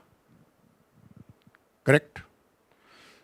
ਅਗਲੀ ਗੱਲ ਮੈਂ ਬੇਨਤੀ ਕਰਾਂ ਕਿ ਸਾਡਾ ਜਨਮ ਇਹ ਪਤਾਸ਼ੇ ਜਿਹੜੇ ਸੱਚੇ ਪਾਤਸ਼ਾਹ ਨੇ ਜਲ, ਪਤਾਸ਼ੇ, ਬਾਣੀ, ਬਾਟਾ ਤੇ ਖੰਡਾ, ਇਹ ਪੰਜ ਚੀਜ਼ਾਂ ਸੀਗੀਆਂ ਨਾ, ਤੇ ਪੌਲ ਛਕਾਈ ਸਾਨੂੰ ਸੱਚੇ ਪਾਤਸ਼ਾਹ ਨੇ। ਇਹ ਕੋਈ ਦੁਨਿਆਵੀ ਖੇਡ ਨਹੀਂ ਹੈਗੀ। ਇਹ ਕੋਈ ਐ ਨਹੀਂ ਹੈਗਾ ਕਿ ਬਈ ਅੱਛਾ ਹੁਣ ਇੱਦਾਂ ਨਹੀਂ ਤਾਂ ਇਹ ਇੱਦਾਂ ਕਰ ਲਈਏ। ਨਹੀਂ, ਇਹ ਬ੍ਰਹਮੰਡੀ ਖੇਡ ਸੀਗੀ। ਇਹ ਅਕਾਲ ਪੁਰਖ ਦੇ ਘਰ ਤੋਂ ਪਲੈਨਡ ਹੋ ਕਰਕੇ, ਡਿਜ਼ਾਈਨਡ ਹੋ ਕਰਕੇ ਇਹ ਸਾਰੀ ਕੁਝ ਆਈ ਸੀਗੀ। ਔਰ ਇਹ ਗੁਰੂ ਨਾਨਕ ਪਾਤਸ਼ਾਹ ਨੇ 1469 ਦੇ ਵਿੱਚ ਸਾਰੀ ਪਲੈਨਿੰਗ ਲੈ ਕਰਕੇ ਅਕਾਲ ਪੁਰਖ ਦੇ ਦਰ ਤੋਂ ਆਏ ਨੇ ਪਾਤਸ਼ਾਹ। ਹੋਰ ਸੋਚਣ ਦੀ ਗੱਲ ਹੈ, ਜੇ ਪਤਾਸ਼ਾ ਹੀ ਘੋਲਣੇ ਨੇ ਤੇ ਕੜਛੀ ਵੀ ਇਸਤੇਮਾਲ ਹੋ ਸਕਦੀ ਹੈ। ਪਤਾਸ਼ੇ ਘੋਲਣੇ ਨਾ ਮਤਲਬ ਕੇਵਲ ਪਤਾਸ਼ੇ ਘੋਲਣ ਦਾ ਨਹੀਂ ਹੈ, ਇਹ ਬੜਾ ਵੱਡਾ ਵਿਸ਼ਾ ਹੈ। ਖੰਡੇ ਦੀ ਪਹੁਲ ਛਕਾ ਕਰਕੇ ਸੱਚੇ ਪਾਤਸ਼ਾਹ ਨੇ ਸਾਨੂੰ ਸ਼ਸਤਰ ਤੇ ਸ਼ਾਸਤਰ ਦੇ ਵਿੱਚੋਂ ਸਾਡਾ ਜਨਮ ਹੋਇਆ ਹੈ। ਹੋਰ ਸ਼ਸਤਰ ਤੇ ਸ਼ਾਸਤਰ ਸਾਡੀ ਪਰਸਨੈਲਿਟੀ ਦਾ ਇੱਕ ਅਨਖੜਵਣਾ ਅੰਗ ਹੈ। ਇਹ ਅਲੱਗ-ਅਲੱਗ ਨਹੀਂ ਹੋ ਸਕਦੇ, ਅਲੱਗ-ਅਲੱਗ ਨਹੀਂ ਹੋ ਸਕਦੇ। ਇਹ ਅਕਾਲ ਪੁਰਖ ਦੀ ਮੌਤ 'ਚੋਂ ਪ੍ਰਗਟ ਹੋਏ ਹਾਂ ਅਸੀਂ। ਹੋਏ ਚੇਤੇ ਰੱਖਿਓ, ਜਿਹੜੀ ਕੌਮ, ਜਿਹੜੀ ਸ਼ਕਤੀ ਪਰਮਾਤਮ ਦੀ ਮੌਤ 'ਚੋਂ ਪ੍ਰਗਟ ਹੋਈ ਹੈ, ਮਾਫ਼ ਕਰਨਾ ਮੈਂ ਵਰਤਮਾਨ ਦੀ ਗੱਲ ਜੇ ਕਹਿ ਦਿਆਂ ਕਿ ਉਸ ਨੂੰ ਮੋਹਨ ਭਾਗਵਤ ਖਤਮ ਕਰ ਸਕਦਾ ਹੈ? ਮੋਹਨ ਭਾਗਵਤ ਵਰਗੇ ਹਜ਼ਾਰਾਂ ਆ ਜਾਣ, ਮੋਦੀ ਵਰਗੇ, ਸ਼ਾਹ ਵਰਗੇ ਆ ਜਾਣ, ਮੈਨੂੰ ਮਾਫ਼ ਕਰਨਾ, ਇਹ ਪੁੱਠੇ ਹੋ ਕੇ ਵੀ ਲੜ ਕੇ ਜਾਣ। ਜਿਹੜਾ ਪਰਮਾਤਮ ਦੀ ਮੌਤ 'ਚੋਂ ਖਾਲਸਾ ਪੈਦਾ ਹੋਇਆ ਨਾ, ਇਹਨੂੰ ਨਹੀਂ ਕੋਈ ਮਿਟਾ ਸਕਦਾ। ਇਹ ਭੁਲੇਖਾ ਇਹਨਾਂ ਨੂੰ ਕਰੋ, ਬੜਾ ਵੱਡਾ ਭੁਲੇਖਾ ਲੈ ਕੇ ਜੀ ਰਹੇ ਨੇ ਪਰਮਾਤਮਾ ਕੀ ਮੌਤ 'ਚੋਂ। ਇਹ ਅਸੀਂ ਸਾਡੀ ਗਿਰਾਵਟ ਜਿਹੜੀ ਆਈ ਨਾ ਅੱਜ, ਥੋੜ੍ਹਾ ਬਹੁਤਾ ਅਸੀਂ ਜਿਹੜੇ ਡਾਊਨ ਗਏ ਨਾ, ਇਹ ਇਸੇ ਕਰਕੇ ਗਏ ਹਾਂ। ਸਾਡਾ ਭਰੋਸਾ, ਸਾਡੀ ਟੇਕ, ਸਾਡਾ ਜੀਵਨ ਜੁਗਤ, ਸਾਡੇ ਜੀਵਨ ਜਾਚ ਅਸੀਂ ਗੁਰੂ ਤੋਂ ਥੋੜ੍ਹਾ ਜਿਹਾ ਦੂਰੀ ਪੈਦਾ ਕਰ ਲਈ ਤਾਂ ਕਰਕੇ। ਵਰਨਾ ਅੱਜ ਵੀ ਐਸੇ ਗੁਰਸਿੱਖ ਨਾਮ ਸਿਮਰਨ ਵਾਲੇ ਰਹਿਤ ਬਹਿਤ ਵਿੱਚ ਪਰਪੱਕ ਹੈਗੇ ਨੇ, ਜੇ ਸਾਰੇ ਅਸੀਂ ਇੱਕ ਮੰਚ 'ਤੇ ਇਕੱਠੇ ਹੋ ਜਾਈਏ ਨਾ, ਤੇ ਮੈਂ ਕਹਿੰਦਾ ਕਿ ਕੁਝ ਦਿਨਾਂ ਦੇ ਵਿੱਚ ਹੀ ਸਰਕਾਰ ਆ ਕਰਕੇ ਅਕਾਲ ਤਖਤ 'ਤੇ ਆ ਕਰਕੇ ਨਿਊਜ਼ ਆਏਗੀ ਕਿ ਤੁਹਾਡੀ ਸਾਰੀਆਂ ਮੰਗਾਂ ਪੂਰੀ ਕਰ ਲੈਂਦੇ ਆ। ਜਨਰਲ ਸਬੇਕ ਸਿੰਘ ਵਰਗਾ ਲੀਡਰ ਅੱਜ ਵੀ ਕੌਮ ਨੂੰ ਲੋੜ ਹੈ, ਅਗਵਾਈ ਦੇਣ ਵਾਲਾ। ਹੋਰ ਮੈਂ ਇੱਕ ਗੱਲ ਹੋਰ ਕਹਾਂਗਾ, ਮੈਂ 3 ਜੂਨ ਨੂੰ ਜਨਰਲ ਸਬੇਕ ਸਿੰਘ ਨੂੰ ਮਿਲਿਆ ਸੀਗਾ, 3 ਜੂਨ, ਜਿਸ ਦਿਨ ਕਿ ਗੁਰੂ ਅਰਜਨ ਪਾਤਸ਼ਾਹ ਜੀ ਦਾ ਸ਼ਹੀਦੀ ਗੁਰਪੁਰਬ ਸੀਗਾ। ਯਕੀਨ ਮੰਨਣਾ, ਇਹਨਾਂ ਦੇ ਚਿਹਰੇ 'ਤੇ ਨਾ ਕੋਈ ਰੰਗ ਹੀ ਕੁਛ ਹੋਰ ਸੀਗਾ। ਇੱਕ ਤਾਂ ਹੁੰਦਾ ਨਾ ਬੰਦਾ ਵੀ ਕੰਮ ਕਰ ਰਿਹਾ, ਇੱਕ ਜਿਹੜਾ ਜਜ਼ਬਾ ਸੀ, ਸਪਿਰਿਟ ਸੀਗੀ ਕੰਮ ਕਰਨ ਦੀ, ਹੈਂ। ਜਿੱਦਾਂ ਕਿਸੇ ਦਾ ਵਿਆਹ ਹੁੰਦਾ ਨਾ, ਅਤੇ ਉਹਨੂੰ ਚਾਅ ਚੜ੍ਹਿਆ ਹੁੰਦਾ, ਤੇ ਮੈਨੂੰ ਲੱਗਦਾ ਕਿ ਸ਼ਾਇਦ ਗੁਰੂ ਪਾਤਸ਼ਾਹ ਨੇ ਨਾ ਇਹਨੂੰ ਲਾੜੀ ਮੌਤ ਦਾ ਵਿਆਹ ਲਾੜਾ ਬਣਾ ਕਰਕੇ ਇਹਦੇ ਕੋਈ ਕੰਮ ਕਰਵਾ ਰਹੇ, ਸੇਵਾ ਲੈ ਰਹੇ ਸੀਗੇ। ਕੋਈ ਟੈਨਸ਼ਨ ਨਹੀਂ, ਕੋਈ ਥਕਾਵਟ ਨਹੀਂ, ਕੋਈ ਗੱਲ ਨਹੀਂ, ਕੋਈ ਬਾਤ ਨਹੀਂ। ਹਾਂਜੀ, ਸੋ ਇਸ ਪ੍ਰਕਾਰ ਦਾ ਜਿਹੜਾ ਜਜ਼ਬਾ ਸੀਗਾ ਉਹ ਮੈਂ ਇਹ ਕਹਿ ਦਿਆਂ ਕਿ ਸ਼ਾਇਦ ਗੁਰੂ ਸਾਹਿਬ ਖੁਦ ਆਪ ਅਗਵਾਈ ਕਰ ਰਹੇ ਸੀਗੇ। ਇਹ ਬਗੈਰ ਗੁਰੂ ਸਾਹਿਬ ਦੀ ਅਗਵਾਈ ਦੇ ਇਹੋ ਜਿਹੀ ਕਾਰਜ ਨਹੀਂ ਹੋ ਸਕਦਾ ਸੀਗਾ। 1 ਤੋਂ 6 ਦਾ ਸਮਾਂ ਸੀ, ਜਿਹੜਾ 6 ਤਰੀਕ ਨੂੰ ਸ਼ਹੀਦੀ ਹੁੰਦੀ ਆ ਸੰਤ ਜਰਨੈਲ ਸਿੰਘ ਖਾਲਸਾ ਭਿੰਡਰਾਂ ਵਾਲਿਆਂ ਦੀ, ਭਾਈ ਅਮਰੀਕ ਸਿੰਘ ਦੀ। 1 ਤਰੀਕ ਤੋਂ 6 ਤਰੀਕ ਦਾ ਕਿਹੋ ਜਿਹਾ ਮਾਹੌਲ ਸੀ ਪੰਜਾਬ ਦਾ, ਜੇ ਅੰਮ੍ਰਿਤਸਰ ਦੀ ਗੱਲ ਕਰਦੇ ਹਾਂ? ਕਿਉਂਕਿ ਜਿਹੜੇ ਪੁਰਾਣੇ ਤੁਹਾਡੇ ਵਰਗੇ ਸੂਝਵਾਨ ਵਿਅਕਤੀ ਉਹ ਤਾਂ ਜਾਣਦੇ ਹੀ ਆ, ਪਰ ਸਾਡੀ ਅੱਜ ਦੀ ਜਵਾਨ ਪੀੜ੍ਹੀ ਵੀ ਜਾਣਨਾ ਚਾਹੁੰਦੀ ਆ ਕਿ ਉਹ ਮਾਹੌਲ ਕਿਸ ਤਰ੍ਹਾਂ ਸੀ ਇੱਥੇ ਦਾ। ਦੇਖੋ ਜੀ, ਮੈਂ ਇੱਕ ਗੱਲ ਕਹਾਂ ਕਿ ਜਿਹੜਾ 1 ਤੋਂ ਲੈ ਕਰਕੇ 6 ਤਰੀਕ ਦਾ ਜੋ ਮਾਹੌਲ ਸੀਗਾ, ਉਹ ਮਾਹੌਲ ਦੇ ਵਿੱਚ ਜਿੰਨਾ ਕੁਛ ਮੈਂ ਇਹਨੂੰ ਅੰਡਰਸਟੈਂਡ ਕੀਤਾ, ਕਿਧਰੇ ਵੀ ਮੈਨੂੰ ਜੁਝਾਰੂਆਂ ਦੇ ਵਿੱਚ, ਈਵਨ ਆਮ ਸੰਗਤ ਦੇ ਵਿੱਚ 3 ਤਰੀਕ ਵਾਲੇ ਦਿਨ ਮੈਂ ਇੱਧਰ ਸੰਤ ਜਰਨੈਲ ਸਿੰਘ ਜੀ ਖਾਲਸਾ ਭਿੰਡਰਾਂ ਵਾਲੇ ਦੇ ਦਰਸ਼ਨ ਕੀਤੇ, ਉੱਧਰੋਂ ਮੈਂ ਬਾਬਰ ਖਾਲਸਾ ਇੰਟਰਨੈਸ਼ਨਲ ਦੇ ਜੁਝਾਰੂ ਸਿੰਘਾਂ ਨੂੰ ਵੀ ਫਤਿਹ ਬੁਲਾਈ, ਭਾਈ ਸੁਖਦੇਵ ਸਿੰਘ ਜੀ ਬੱਬਰ ਅਤੇ ਹੋਰ ਅਨੇਕਾਂ ਸਿੰਘਾਂ ਨੂੰ 3 ਤਰੀਕ ਨੂੰ ਹੀ ਸਾਰਿਆਂ ਨੂੰ ਮਿਲੇ ਦੀ ਗੱਲ ਸੁਣਾ ਰਹੇ ਹਾਂ। ਅਤੇ ਮੈਨੂੰ ਕਿਧਰੇ ਉਹਨਾਂ ਦੇ ਚਿਹਰਿਆਂ ਤੋਂ ਨਾ, ਜਿੰਨੇ ਵੀ ਸਿੰਘ ਸੀਗੇ, ਜਮਦਮੀ ਟਕਸਾਲ ਦੇ, ਅਖੰਡ ਕੀਰਤਨੀ ਜੱਥੇ ਦੇ, ਬਾਬਰ ਖਾਲਸਾ ਇੰਟਰਨੈਸ਼ਨਲ ਦੇ, ਜਾਂ ਅਕਾਲ ਫੈਡਰੇਸ਼ਨ ਦੇ ਜਿਹੜੇ ਸਿੰਘ ਸੀਗੇ, ਜਾਂ ਆਲ ਇੰਡੀਆ ਸਿੱਖ ਸਟੂਡੈਂਟ ਫੈਡਰੇਸ਼ਨ ਦੇ ਭਾਈ ਮਨਜੀਤ ਅਮਰੀਕ ਸਿੰਘ ਜੀ ਵਗੈਰਾ, ਚਿਹਰਿਆਂ 'ਤੇ ਨਾ ਕੋਈ ਖੌਫ ਜਾਂ ਡਰ ਵਾਲੀ ਕੋਈ ਗੱਲ ਨਹੀਂ ਸੀਗੀ। ਜਦਕਿ ਉਸ ਵੇਲੇ ਲੱਗ ਰਿਹਾ ਸੀਗਾ ਕਿ ਵੀ ਇਹ ਸਾਰਾ ਕੁਝ ਵਰਤੇਗਾ, ਭਾਣਾ ਵਰਤੇਗਾ। ਹੁਣ ਮੈਂ ਖੁਦ ਅਨੁਮਾਨ ਨਹੀਂ ਲਗਾ ਸਕਿਆ ਕਿ ਬਈ ਇਹ 3 ਤਰੀਕ ਨੂੰ ਦੇ ਬਾਅਦ ਜੋ ਭਾਣਾ ਵਰਤਿਆ 4, 5, 6 ਨੂੰ ਇਹ ਇੰਨੇ ਲਾਰਜ ਸਕੇਲ 'ਤੇ ਭਾਣਾ ਵਰਤੇਗਾ। ਇਸ ਗੱਲ ਦਾ ਇੱਕ ਕਲਪਨਾ ਅਸੀਂ ਵੀ ਬਾਹਰ ਬੈਠੇ ਨਹੀਂ ਲਗਾ ਸਕੇ, ਵਿੱਚ ਬਹਿ ਕੇ ਵੀ ਨਹੀਂ ਲਗਾ ਸਕੇ ਕਿ ਇੰਨੀ ਜ਼ਬਰਦਸਤ ਘਮਸਾਨ ਦਾ ਯੁੱਧ ਹੋਏਗਾ, ਕਿ ਟੈਂਕ ਵੀ ਆ ਜਾਣਗੇ ਇੱਥੇ, ਸਭ ਕੁਝ ਹੋਏਗਾ। ਇਸ ਗੱਲ ਦਾ ਅਨੁਮਾਨ ਨਹੀਂ ਲਗਾਇਆ ਸੀਗਾ। ਹੋਰ ਬੜੇ ਹੀ ਗੁਰੂ ਦੇ ਉੱਤੇ ਭਰੋਸੇ ਵਾਲੇ ਸਿੱਖ ਸੀਗੇ ਸਾਰੇ। ਚਾਅ ਸੀਗਾ ਅੰਦਰੋਂ। ਸੋ ਇਹ ਜੋ ਮਾਹੌਲ ਸੀਗਾ, ਮੈਂ ਸੋਚਦਾ ਅੱਜ ਦੇ ਨੌਜਵਾਨ ਨੂੰ ਮੈਂ ਇਹ ਮੈਸੇਜ ਦਿਆਂਗਾ ਕਿ ਸਾਡਾ ਜਿਹੜਾ ਸਰੋਤ ਹੈ ਨਾ ਮੋਟੀਵੇਸ਼ਨ ਦਾ, ਉਹ ਚੇਤੇ ਰੱਖਿਓ, ਬਾਣੀ ਤੇ ਬਾਣਾ ਸਾਡਾ ਸਰੋਤ ਹੈ। ਬਾਣੀ ਤੇ ਬਾਣਾ ਸਿਰਫ ਸਰੋਤ ਹੈ ਸਾਡਾ, ਜਿੱਥੋਂ ਸਾਨੂੰ ਮੋਟੀਵੇਸ਼ਨ ਮਿਲਦੀ ਹੈ। ਜੇਕਰ ਅਸੀਂ ਬਾਣੀ ਤੇ ਬਾਣੇ ਉੱਤੇ ਭਰੋਸੇ ਦੇ ਨਾਲ, ਹੁਣ ਮੈਂ ਗੱਲ ਕਰਨ ਲੱਗਾ ਨੌਜਵਾਨਾਂ, ਜੇ ਮੇਰੀ ਗੱਲ ਸੁਣੋਗੇ ਤਾਂ ਜਿਹੜੇ 5 ਕਕਾਰ ਨੇ ਨਾ, ਇਹ ਇੱਕ ਫਾਰਮੈਲਿਟੀਜ਼ ਨਹੀਂ ਹੈਗੀਆਂ। ਮੈਂ ਕਿਸੇ ਵੇਲੇ ਇਹ ਗੱਲ ਲੰਬੇ ਡਿਸਕਸ਼ਨ ਦੇ ਵਿੱਚੋਂ ਗੱਲ ਕਰਾਂਗਾ ਨੌਜਵਾਨਾਂ ਨਾਲ। 5 ਦੇ 5 ਕਕਾਰ ਜਿਹੜੇ ਨੇ ਨਾ, ਇਹ ਸਾਨੂੰ ਸਪਿਰਿਚੁਅਲਿਟੀ ਵਾਲੇ ਪਾਸੇ ਲੈ ਕੇ ਜਾਂਦੇ ਨੇ। ਇਹ ਦੁਨਿਆਵੀ ਦਿਖਾਵਾ ਨਹੀਂ ਹੈ, ਇਹ ਸਪਿਰਿਚੁਅਲਿਟੀ ਦਾ ਰਸਤਾ ਹੈ। ਅਕਾਲ ਪੁਰਖ ਨੂੰ ਮਿਲਣ ਦਾ ਇਹ ਹਰ ਕਕਾਰ ਦੇ ਵਿੱਚ ਅਕਾਲ ਪੁਰਖ ਨੂੰ ਮਿਲਣ ਦਾ ਇੱਕ ਮਾਧਿਅਮ ਹੈ, ਇੱਕ ਜ਼ਰੀਆ ਹੈ। ਇਹ ਕਕਾਰ ਜਿਹੜੇ ਨੇ ਸਪਿਰਿਚੁਅਲਿਟੀ ਦੇ ਨਾਲ, ਅਧਿਆਤਮਕਵਾਦ ਦੇ ਨਾਲ ਸਾਨੂੰ ਜੋੜਦੇ ਨੇ। ਅਤੇ ਉਹਦੇ ਉੱਤੇ ਜਦ ਬਾਣੀ ਦਾ ਰੰਗ ਚੜ੍ਹਦਾ ਹੈ, ਤਾਂ ਭਾਵ ਬਾਣੀ ਅਤੇ ਬਾਣਾ ਜਦ ਇਕੱਠੇ ਹੁੰਦੇ ਨੇ, ਅਤੇ ਫਿਰ ਗੁਰੂ ਦਾ ਰੰਗ, ਨਾਮ ਦਾ ਰੰਗ ਅਤੇ ਸਪਿਰਿਚੁਅਲਿਟੀ ਦਾ ਰੰਗ ਸਾਡੇ 'ਤੇ ਚੜ੍ਹਦਾ ਹੈ। ਫਿਰ ਬੰਦਾ ਬੇਖੌਫ ਹੋ ਜਾਂਦਾ।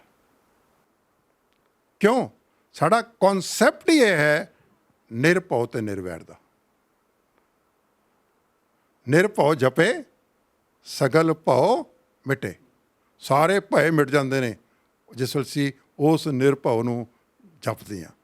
ਸਾਨੂੰ ਤਾਂ ਮਹਾਰਾਜ ਨੇ ਬਖਸ਼ਿਸ਼ ਕੀਤੀ ਹੈ ਕਿ ਭੈ ਕਾਹੂ ਕੋ ਦੇਤ ਨੈ ਭੈ ਮਾਨਤ ਆਨ। ਹੁਣ ਜੇ ਨੈ ਭੈ ਮਾਨਤ ਆਨ ਵਾਲੀ ਗੱਲ ਹੈ, ਅਤੇ ਉਹਦੇ 'ਚ ਮੈਨੂੰ ਦੱਸੋ ਕਿ ਇੱਕ ਅੰਮ੍ਰਿਤਧਾਰੀ ਸਿੰਘ ਹੈ, ਜਿਹਦੇ ਤੇ ਕਲਗੀਧਰ ਪਾਤਸ਼ਾਹ ਨੇ ਥਾਪੜਾ ਦਿੱਤਾ ਹੋਇਆ, ਸਿਰ ਤੇ ਹੱਥ ਰੱਖਿਆ ਹੋਇਆ, ਉਹ ਹਕੂਮਤ ਕੋਲ ਡਰ ਸਕਦਾ ਹੈ? ਫਿਰ ਤਾਂ ਹਕੂਮਤ ਵੱਡੀ ਹੋ ਗਈ ਤੇ ਹੱਥ ਛੋਟਾ ਹੋ ਗਿਆ। ਨਹੀਂ, ਹਕੂਮਤ ਛੋਟੀ ਹੈ, ਹੱਥ ਵੱਡਾ ਹੈ, ਕਿਉਂਕਿ ਹੱਥ ਜਿਹੜੇ ਇੱਕ ਨਾਲ ਜਿਹੜਾ ਨਾ ਉਹ ਸਰਬੰਸਦਾਨੀ ਹੈ। ਤੋ ਇਸ ਕਰਕੇ ਉਸ ਜਿਹੜਾ ਸਿੱਖ ਹੈ ਨਾ ਉਹ ਬੇਪਰਵਾਹ ਹੋ ਜਾਂਦਾ ਹੈ। ਸੋ ਮੈਂ ਨੌਜਵਾਨਾਂ ਨੂੰ ਇਹ ਗੱਲ ਕਹਾਂਗਾ, ਕਿਉਂਕਿ ਇਹਦੇ ਵਿੱਚੋਂ ਅੱਜ ਜੋ ਕਰੋਨਾ ਵਾਇਰਸ ਕਰਕੇ ਜੋ ਸਿੱਖਾਂ ਨੇ ਪੂਰੇ ਸੰਸਾਰ ਦੇ ਵਿੱਚ ਨਾਮ ਖੱਟਿਆ ਨਾ ਸੇਵਾ ਕਰਕੇ,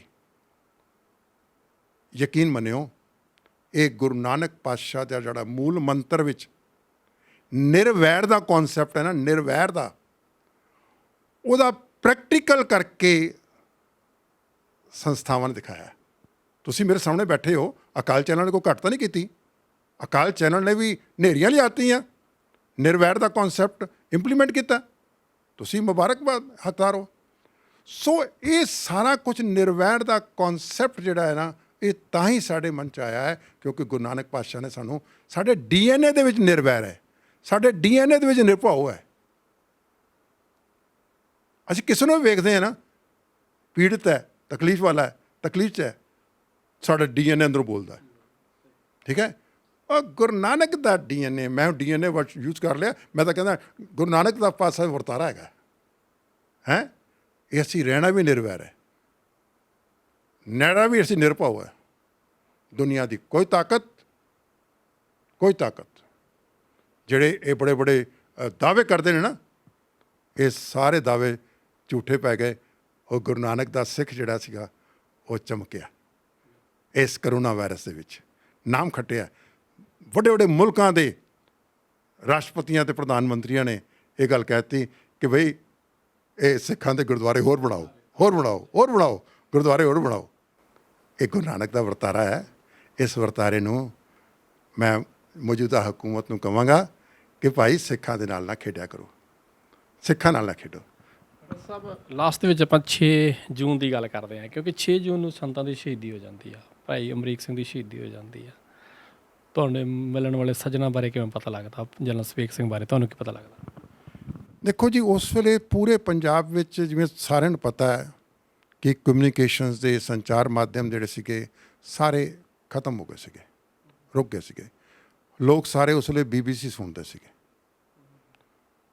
ਜਾਂ all India radio. All India radio ਸਹੀ ਖਬਰਾਂ ਨਹੀਂ ਦਿੰਦਾ ਸੀਗਾ, BBC ਤੋਂ ਖਬਰਾਂ ਮਿਲਦੀਆਂ ਸੀਗੀਆਂ। ਸਾਨੂੰ ਵੀ 6 ਤਰੀਕ ਨੂੰ ਖਬਰਾਂ ਮਿਲੀਆਂ।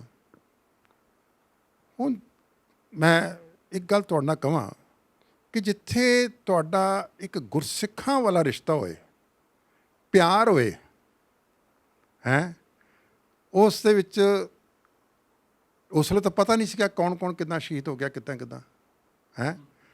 ਅਤੇ ਜਿੱਥੇ ਸਾਡਾ ਪਿਆਰ ਸੀਗਾ, ਜਿਹਨਾਂ ਸਿੰਘਾਂ ਨਾਲ ਸੀਗਾ, ਨਿੱਜੀ ਤੌਰ 'ਤੇ ਬਾਈ ਨੇਮ ਪਿਆਰ ਸੀਗਾ।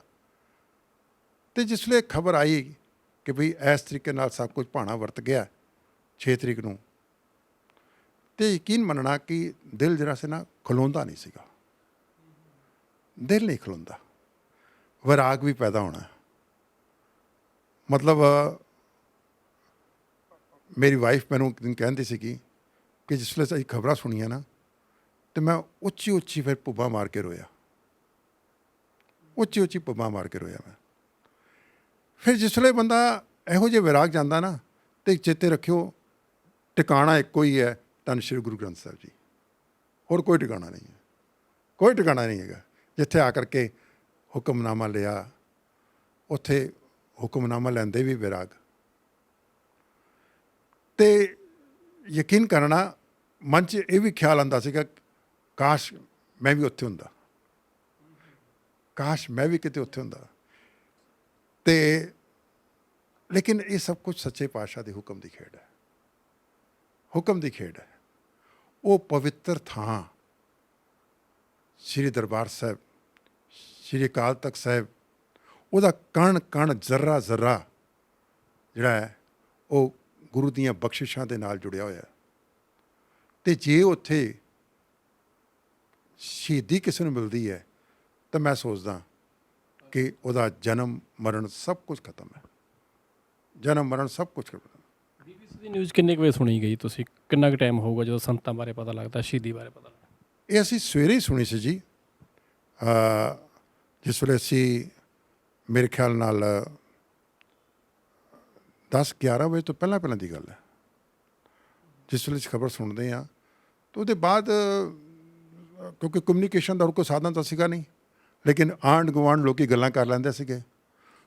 ਤੇ ਮੇਰੇ ਖਿਆਲ ਮੁਤਾਬਕ ਜਿੱਥੇ ਜਿੱਥੇ ਖਬਰ ਗਈ ਹੈ ਮਾਤਮ ਛਾ ਗਿਆ, ਮਾਤਮ ਛਾ ਗਿਆ। ਲੇਕਿਨ ਸਾਨੂੰ ਬਾਅਦ 'ਚ ਪਤਾ ਲੱਗਿਆ ਕੁਝ ਲੋਕਾਂ ਨੇ ਇਹ ਖੁਸ਼ੀ ਮਨਾਈ, ਅੰਮ੍ਰਿਤਸਰ ਦੇ ਲੋਕਾਂ ਨੇ ਖੁਸ਼ੀ ਮਨਾਈ, ਲੱਡੂ ਵੰਡੇ, ਵਧਾਈਆਂ ਦਿੱਤੀਆਂ।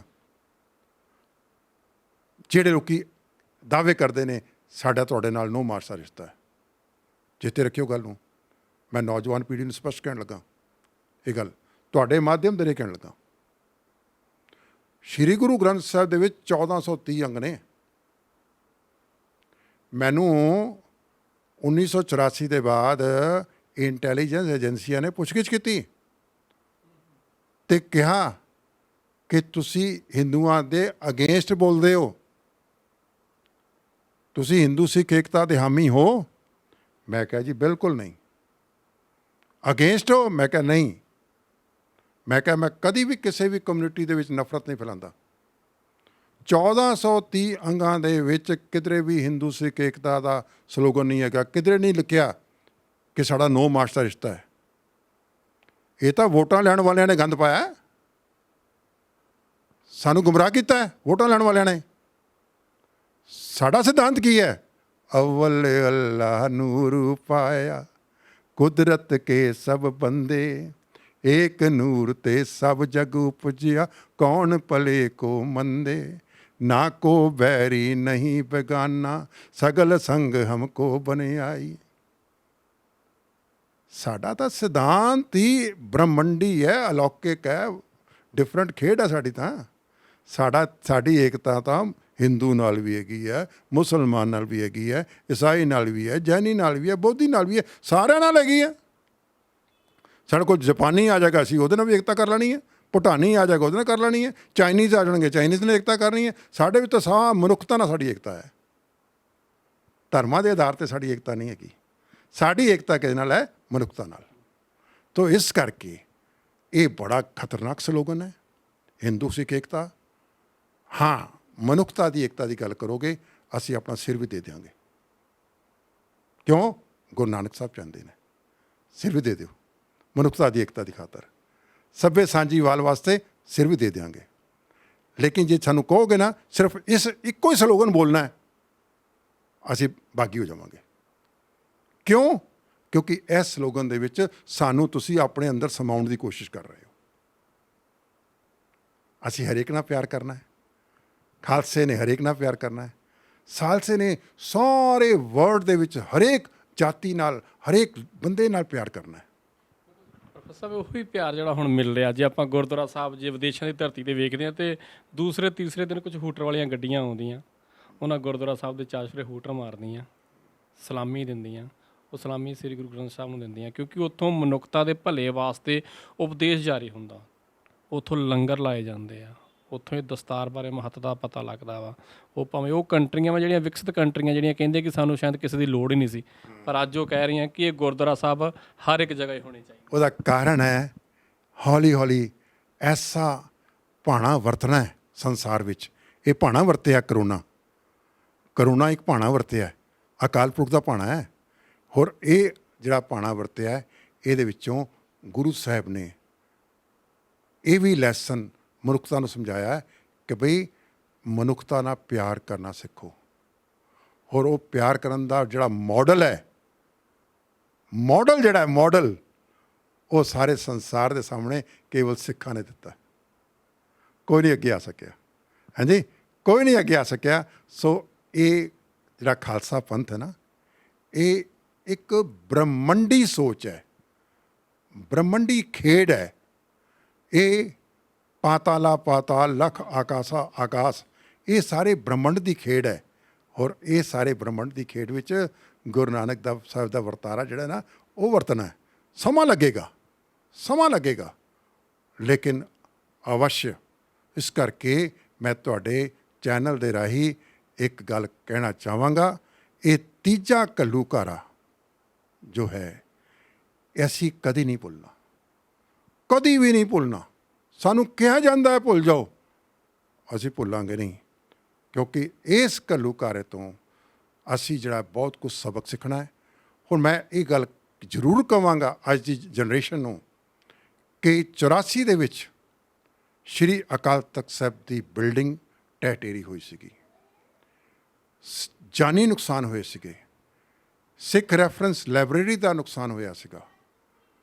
ਅੱਜ ਜੋ ਸਾਡੀ ਸਿਧਾਂਤਿਕ ਤੌਰ ਤੇ ਘੇਰਾਬੰਦੀ ਹੋ ਚੁੱਕੀ ਹੈ, ਸਿਧਾਂਤ ਨੂੰ ਢਾਹਿਆ ਜਾ ਰਿਹਾ ਹੈ, ਸਾਡੇ ਤਖਤਾਂ ਦੇ ਜਥੇਦਾਰਾਂ ਨੂੰ ਕਿਸੇ ਨਾ ਕਿਸੇ ਤਰੀਕੇ ਨਾਲ ਰਿਮੋਟ ਕੰਟਰੋਲ ਦੇ ਨਾਲ ਕੰਟਰੋਲ ਕੀਤਾ ਜਾ ਰਿਹਾ ਹੈ।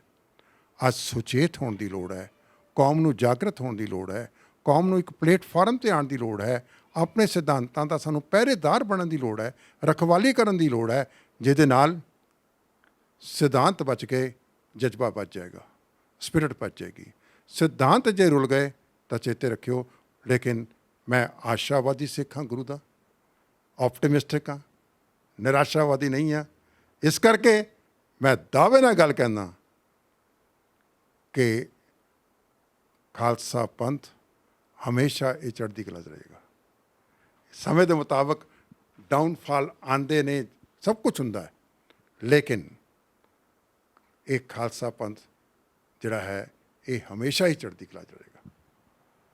ਬਿਲਕੁਲ ਜੀ, ਖਾਲਸਾ ਪੰਥ ਹਮੇਸ਼ਾ ਹੀ ਚੜ੍ਹਦੀ ਕਲਾ ਵਿੱਚ ਰਹੂਗਾ। ਅਤੇ ਭਾਵੇਂ ਉਹ ਕਰੋਨਾ ਮਹਾਂਮਾਰੀ ਦੀ ਗੱਲ ਕੀਤੀ ਹੈਗੀ ਆ ਭਾਈ ਸਾਹਿਬ ਨੇ, ਜਾਂ ਪਿਛਲਾ ਵੀ ਆਪਾਂ ਇਤਿਹਾਸ ਫਰੋਲ ਕੇ ਦੇਖਦੇ ਹਾਂ। ਜੇ ਗੁਰੂ ਨਾਨਕ ਦੇਵ ਜੀ ਨੇ 20 ਰੁਪਏ ਦਾ ਲੰਗਰ ਦੀ ਗੱਲ ਕਰਦੇ ਹਾਂ, ਅਤੇ ਸ਼ਾਇਦ ਉਹ ਲੰਗਰ ਅਜੇ ਵੀ ਹਰ ਇੱਕ ਥਾਂ ਜਿੱਥੇ ਵੀ ਲੋੜ ਪੈਂਦੀ ਹੈਗੀ ਆ ਉਹ ਖਾਲਸਾ ਪੰਥ ਲਾ ਰਿਹਾ। 84 ਦੀ ਗੱਲਬਾਤ ਕੀਤੀ ਸੀ, ਜਨਰਲ ਸੁਬੇਗ ਸਿੰਘ ਨੂੰ ਸੰਤਾਂ ਦੇ ਨਾਲ ਕਿਵੇਂ ਮਿਲਾਇਆ ਗਿਆ, ਕਿਵੇਂ ਸਪਿਰਿਟ ਉਹਨਾਂ ਵਿੱਚ ਵੇਖੀ ਸੰਤ ਜਰਨੈਲ ਸਿੰਘ ਖਾਲਸਾ ਭਿੰਡਰਾਂਵਾਲੇ ਨੇ। ਜਿਹਦਾ ਪ੍ਰੋਫੈਸਰ ਸਾਹਿਬ ਨੇ ਦੱਸਿਆ ਕਿ ਜਦੋਂ ਸੰਤ ਆਮੋ ਸਾਹਮਣਾ ਕਿਸੇ ਨਾਲ ਕਰਦੇ ਹੈ ਅਤੇ ਉਦੋਂ ਹੀ ਪਹਿਚਾਣ ਲੈਂਦੇ ਸੀ, ਸ਼ਾਇਦ ਰਮਜ਼ ਸੀ ਉਹਨਾਂ ਦੀ, ਗੁਰੂ ਸਾਹਿਬ ਦੀ ਕਿਰਪਾ ਸੀ, ਉਹ ਪਛਾਣ ਲੈਂਦੇ ਸੀ ਕਿ ਇਹ ਸ਼ਖਸ ਜਿਹੜਾ ਹੈਗਾ ਵਾ ਆਉਣ ਵਾਲੇ ਸਮੇਂ ਦੇ ਵਿੱਚ ਕੌਮ ਵਾਸਤੇ ਮਿੱਥੇ ਹੋਏ ਨਿਸ਼ਾਨਿਆਂ ਦੀ ਪ੍ਰਾਪਤੀ ਜ਼ਰੂਰ ਕਰੂਗਾ। ਅਤੇ ਉਹ ਜਨਰਲ ਸੁਬੇਗ ਸਿੰਘ ਨੂੰ ਜਦੋਂ ਮਿਲੇ, ਉਹਦੇ ਵਿੱਚ ਭਾਈ ਅਮਰੀਕ ਸਿੰਘ ਜੀ ਦਾ ਵੀ ਜ਼ਿਕਰ ਕੀਤਾ ਗਿਆ, ਕਿਵੇਂ ਉਹਨਾਂ ਦੀ ਪੜ੍ਹਾਈ ਚੱਲਦੀ ਸੀ ਅਤੇ ਕਿਵੇਂ ਉਹਨਾਂ ਫੈਡਰੇਸ਼ਨ ਨੂੰ ਅਗਾਂਹ ਵਧੂ ਖਿਆਲਾਂ ਦੇ ਨਾਲ ਪੂਰੇ ਪੰਜਾਬ ਦੇ ਵਿੱਚ ਇੱਕ ਵੱਡਾ ਸੰਘਰਸ਼ ਵਿੱਢਿਆ, ਜਿਹਦੇ ਨਾਲ ਆਲ ਇੰਡੀਆ ਸਿੱਖ ਸਟੂਡੈਂਟ ਫੈਡਰੇਸ਼ਨ ਵੀ ਇੱਕ ਵੱਡੀ ਹੋਂਦ ਬਣਾ ਗਈ ਸੀ। ਅਤੇ ਸੰਤਾਂ ਦੀ ਜੀਵਨੀ ਬਾਰੇ, ਸੰਤਾਂ ਦੇ ਪਿਆਰ ਬਾਰੇ, ਭਾਈ ਅਮਰੀਕ ਸਿੰਘ ਬਾਰੇ ਅਤੇ ਜਨਰਲ ਸੁਬੇਗ ਸਿੰਘ ਬਾਰੇ ਜਿਹੜੀਆਂ ਕਹੀਆਂ ਹੋਈਆਂ ਗੱਲਾਂ, ਇੱਕ ਯਾਦ ਇਤਿਹਾਸ ਜਿਹੜਾ ਕਿ ਕਦੇ ਵੀ ਨਹੀਂ ਭੁਲਾਇਆ ਜਾ ਸਕਦਾ। ਜੇ 1984 ਦੀ ਪੀੜ ਜਿਹੜੀ ਸਮੇਂ ਦੀ ਹਕੂਮਤ ਨੇ ਦਿੱਤੀ ਸੀ, ਉਸ ਤੋਂ ਬਾਅਦ ਦੇ ਵਿੱਚ ਜੋ ਜ਼ਾਲਮ ਹਕੂਮਤ ਵੱਲੋਂ ਕੀਤਾ ਗਿਆ, ਉਹ ਭਲੀ ਭਾਂਤ ਜਾਣ ਦੂੰ। ਅਜੇ ਤੱਕ ਇਨਸਾਫ ਵੀ ਨਹੀਂ ਮਿਲਿਆ। 84 ਤੋਂ ਬਾਅਦ ਦੇ ਵਿੱਚ 36 ਸਾਲ ਹੋ ਚੁੱਕੇ ਆ। ਨਵੰਬਰ ਦੇ ਵਿੱਚ ਕਤਲੇਆਮ ਹੁੰਦਾ ਅਤੇ ਹਰ ਸਾਲ ਉਹ ਦਰਦ ਜਿਹੜਾ ਬਿਆਨ ਕੀਤਾ ਜਾਂਦਾ, ਹਰ ਸਾਲ ਮੀਡੀਆ ਆਪੋ ਆਪਣੇ ਹਾਵ ਭਾਵ ਪੇਸ਼ ਕਰਦਾ, ਉਹਨਾਂ ਪਰਿਵਾਰਾਂ ਤੱਕ ਪਹੁੰਚਦਾ ਜਿਹੜੇ ਦਰਦ ਦੇ ਨਾਲ ਅਜੇ ਵੀ ਚੀਸਾਂ ਭਰ ਰਹੇ ਆ, ਅਜੇ ਵੀ ਦਰਦ ਜਿਹੜੇ ਜ਼ਖਮ ਸੀ ਉਹਨਾਂ ਦੇ ਅੱਲੇ ਆ। ਪਰ ਸ਼ਾਇਦ ਸਮੇਂ ਦੀਆਂ ਹਕੂਮਤਾਂ ਤੱਕ ਉਹ ਸੁਨੇਹੇ ਨਹੀਂ ਪਹੁੰਚਦੇ, ਅਜੇ ਤੱਕ ਇਨਸਾਫ ਨਹੀਂ ਮਿਲਦਾ। ਸਮੇਂ 'ਤੇ ਤੁਹਾਨੂੰ ਜਾਣੂ ਵੀ ਕਰਾਉਂਦੇ ਰਹਾਂਗੇ, ਇਤਿਹਾਸ ਦੇ ਨਾਲ ਵੀ ਮਿਲਾਉਂਦੇ ਰਹਾਂਗੇ, ਅਤੇ ਪ੍ਰੋਫੈਸਰ ਸਾਹਿਬ ਵਰਗੀਆਂ ਸ਼ਖਸੀਅਤਾਂ ਦੇ ਨਾਲ, ਜਿਨ੍ਹਾਂ ਕਿ ਉਸ ਟਾਈਮ ਦੇ ਉੱਤੇ ਨੇੜਿਓਂ ਹੋ ਕੇ ਦੇਖਿਆ ਸਾਰਾ ਕੁਛ ਜੋ ਕੁਛ 1984 ਦੇ ਵਿੱਚ ਵਾਪਰਿਆ। ਅਤੇ ਇੱਕ ਮੈਸੇਜ ਵੀ ਪ੍ਰੋਫੈਸਰ ਸਾਹਿਬ ਨੇ ਦਿੱਤਾ ਕਿ ਆਓ ਆਪਾਂ ਸਾਰੇ ਇੱਕ ਪਲੇਟਫਾਰਮ 'ਤੇ ਇਕੱਠੇ ਹੋਈਏ। ਇੱਕ ਪਲੇਟਫਾਰਮ ਹੋਊਗਾ ਅਤੇ ਸ਼ਾਇਦ ਸਮੇਂ ਦੀਆਂ ਸਰਕਾਰਾਂ ਵੀ ਸਾਨੂੰ 1984 ਜਿਹੜੀ ਕਿ ਅਸੀਂ ਆਪਣੇ ਪਿੰਡੇ 'ਤੇ ਹਟਾ ਚੁੱਕੇ ਹਾਂ, ਆਪਣੇ ਪਿੰਡੇ 'ਤੇ ਹੰਡਾਈ ਆ, ਉਹ ਦੁਬਾਰਾ ਇਹੋ ਜਿਹਾ ਮੌਕਾ ਨਾ ਦਿੱਤਾ ਜਾਵੇ। ਅਤੇ ਜੇ ਆਪਾਂ ਭਾਈ ਅਮਰੀਕ ਸਿੰਘ ਦੇ ਬਾਰੇ ਗੱਲ ਕਰਦੇ ਤਾਂ ਹਮੇਸ਼ਾ ਹੀ ਜਿੱਦਾਂ ਜਿਨ੍ਹਾਂ ਨਾਲ ਵੀ ਗੱਲਬਾਤ ਹੋਈ ਜੀ ਭਾਈ ਅਮਰੀਕ ਸਿੰਘ ਬਾਰੇ, ਅਤੇ ਹਰ ਇੱਕ ਨੇ ਉਹਨਾਂ ਦੀ ਜੀਵਨੀ ਬਾਰੇ ਵੀ ਦੱਸਿਆ, ਅਤੇ ਸਿੱਖ ਸਟੂਡੈਂਟ ਫੈਡਰੇਸ਼ਨ ਕਿਵੇਂ ਹੋਂਦ ਦੇ ਵਿੱਚ ਆਈ ਅਤੇ ਕਿਵੇਂ ਉਹ ਉੱਚੀਆਂ ਬੁਲੰਦੀਆਂ ਤੱਕ ਲੈ ਗਏ।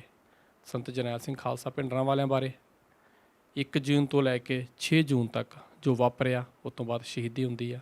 ਜਨਰਲ ਸੁਬੇਗ ਸਿੰਘ ਜਿਹੜੇ ਕਿ ਪ੍ਰੋਫੈਸਰ ਸਾਹਿਬ ਨੂੰ ਮਿਲਦੇ ਆ, ਉਹ ਮਿਲਾਉਂਦੇ ਆ ਸੰਤ ਜਰਨੈਲ ਸਿੰਘ ਨੂੰ, ਅਤੇ ਇੱਕ ਵੱਡਾ ਰੋਲ ਅਦਾ ਕਰਦੇ ਆ। ਜੋ ਬੰਗਲਾਦੇਸ਼ ਦੀ ਲੜਾਈ ਦੇ ਵਿੱਚ ਇੱਕ ਵੱਡਾ ਰੋਲ ਅਹਿਮ ਕੀਤਾ ਸੀ ਭਾਰਤ ਸਰਕਾਰ ਦੇ ਨਾਲ, ਤੇ ਉਹਨਾਂ ਨੇ ਇੱਕ ਵੱਡਾ ਰੋਲ ਇੱਥੇ ਵੀ ਅਦਾ ਕੀਤਾ। ਉਸੇ ਹੀ ਹਕੂਮਤ ਨੂੰ ਇਹ ਦੱਸ ਦਿੱਤਾ ਕਿ ਜੇ ਮੈਂ ਤੁਹਾਡੇ ਨਾਲ ਲੜ ਸਕਦਾ ਤੇ ਮੇਰੇ ਸਿੱਖੀ ਜਜ਼ਬਾ ਵੀ ਹੈਗਾ। ਤੇ ਸਿੱਖੀ ਜਜ਼ਬਾ ਜਿਹੜਾ ਸੀ ਸ਼ਾਇਦ ਅਜੇ ਵੀ ਸਰਕਾਰਾਂ ਮੰਨਦੀਆਂ ਕਿ ਉਹ ਨੁਕਸਾਨ ਜਿਹੜਾ ਸੀ ਉਹ ਭਾਰਤ ਪਾਕਿਸਤਾਨ ਦੀ ਲੜਾਈ ਵੇਲੇ ਜਾਂ ਹਿੰਦ ਚਾਈਨਾ ਦੀ ਲੜਾਈ ਵੇਲੇ ਨਹੀਂ ਸੀ ਹੋਇਆ, ਜਿਹੜਾ ਨੁਕਸਾਨ ਭਾਰਤ ਦੇਸ਼ ਨੂੰ ਅੰਮ੍ਰਿਤਸਰ ਸ਼ਹਿਰ ਦੇ ਵਿੱਚ ਭੁਗਤਣਾ ਪਿਆ। ਸ਼ਾਇਦ ਇਹ ਸਬਕ ਹੋਊਗਾ ਸਰਕਾਰਾਂ ਬਦਲੇ। ਧੰਨਵਾਦ ਕਰਦੇ ਹਾਂ ਪ੍ਰੋਫੈਸਰ ਸਾਹਿਬ ਦਾ ਵੀ, ਤੇ ਫਿਰ ਸਮੇਂ-ਸਮੇਂ 'ਤੇ ਫਿਰ ਗੱਲਬਾਤ ਵੀ ਹੁੰਦੀ ਰਹੂਗੀ। ਤੇ ਨਾਸ ਦੇ ਵਿੱਚ ਫਤਿਹ ਦੀ ਸਾਂਝ ਪਾਉਂਦੇ ਹਾਂ। ਵਾਹਿਗੁਰੂ ਜੀ ਕਾ ਖਾਲਸਾ, ਵਾਹਿਗੁਰੂ ਜੀ ਕੀ ਫਤਿਹ। ਅਕਾਲ ਚੈਨਲ ਨੂੰ ਸਬਸਕ੍ਰਾਈਬ ਕਰੋ। ਨਵੀਂ ਵੀਡੀਓਜ਼ ਦੀ ਨੋਟੀਫਿਕੇਸ਼ਨ ਦੇ ਲਈ ਬੈਲ ਆਈਕਨ ਨੂੰ ਕਲਿੱਕ ਕਰਨਾ ਨਾ ਭੁੱਲਣਾ।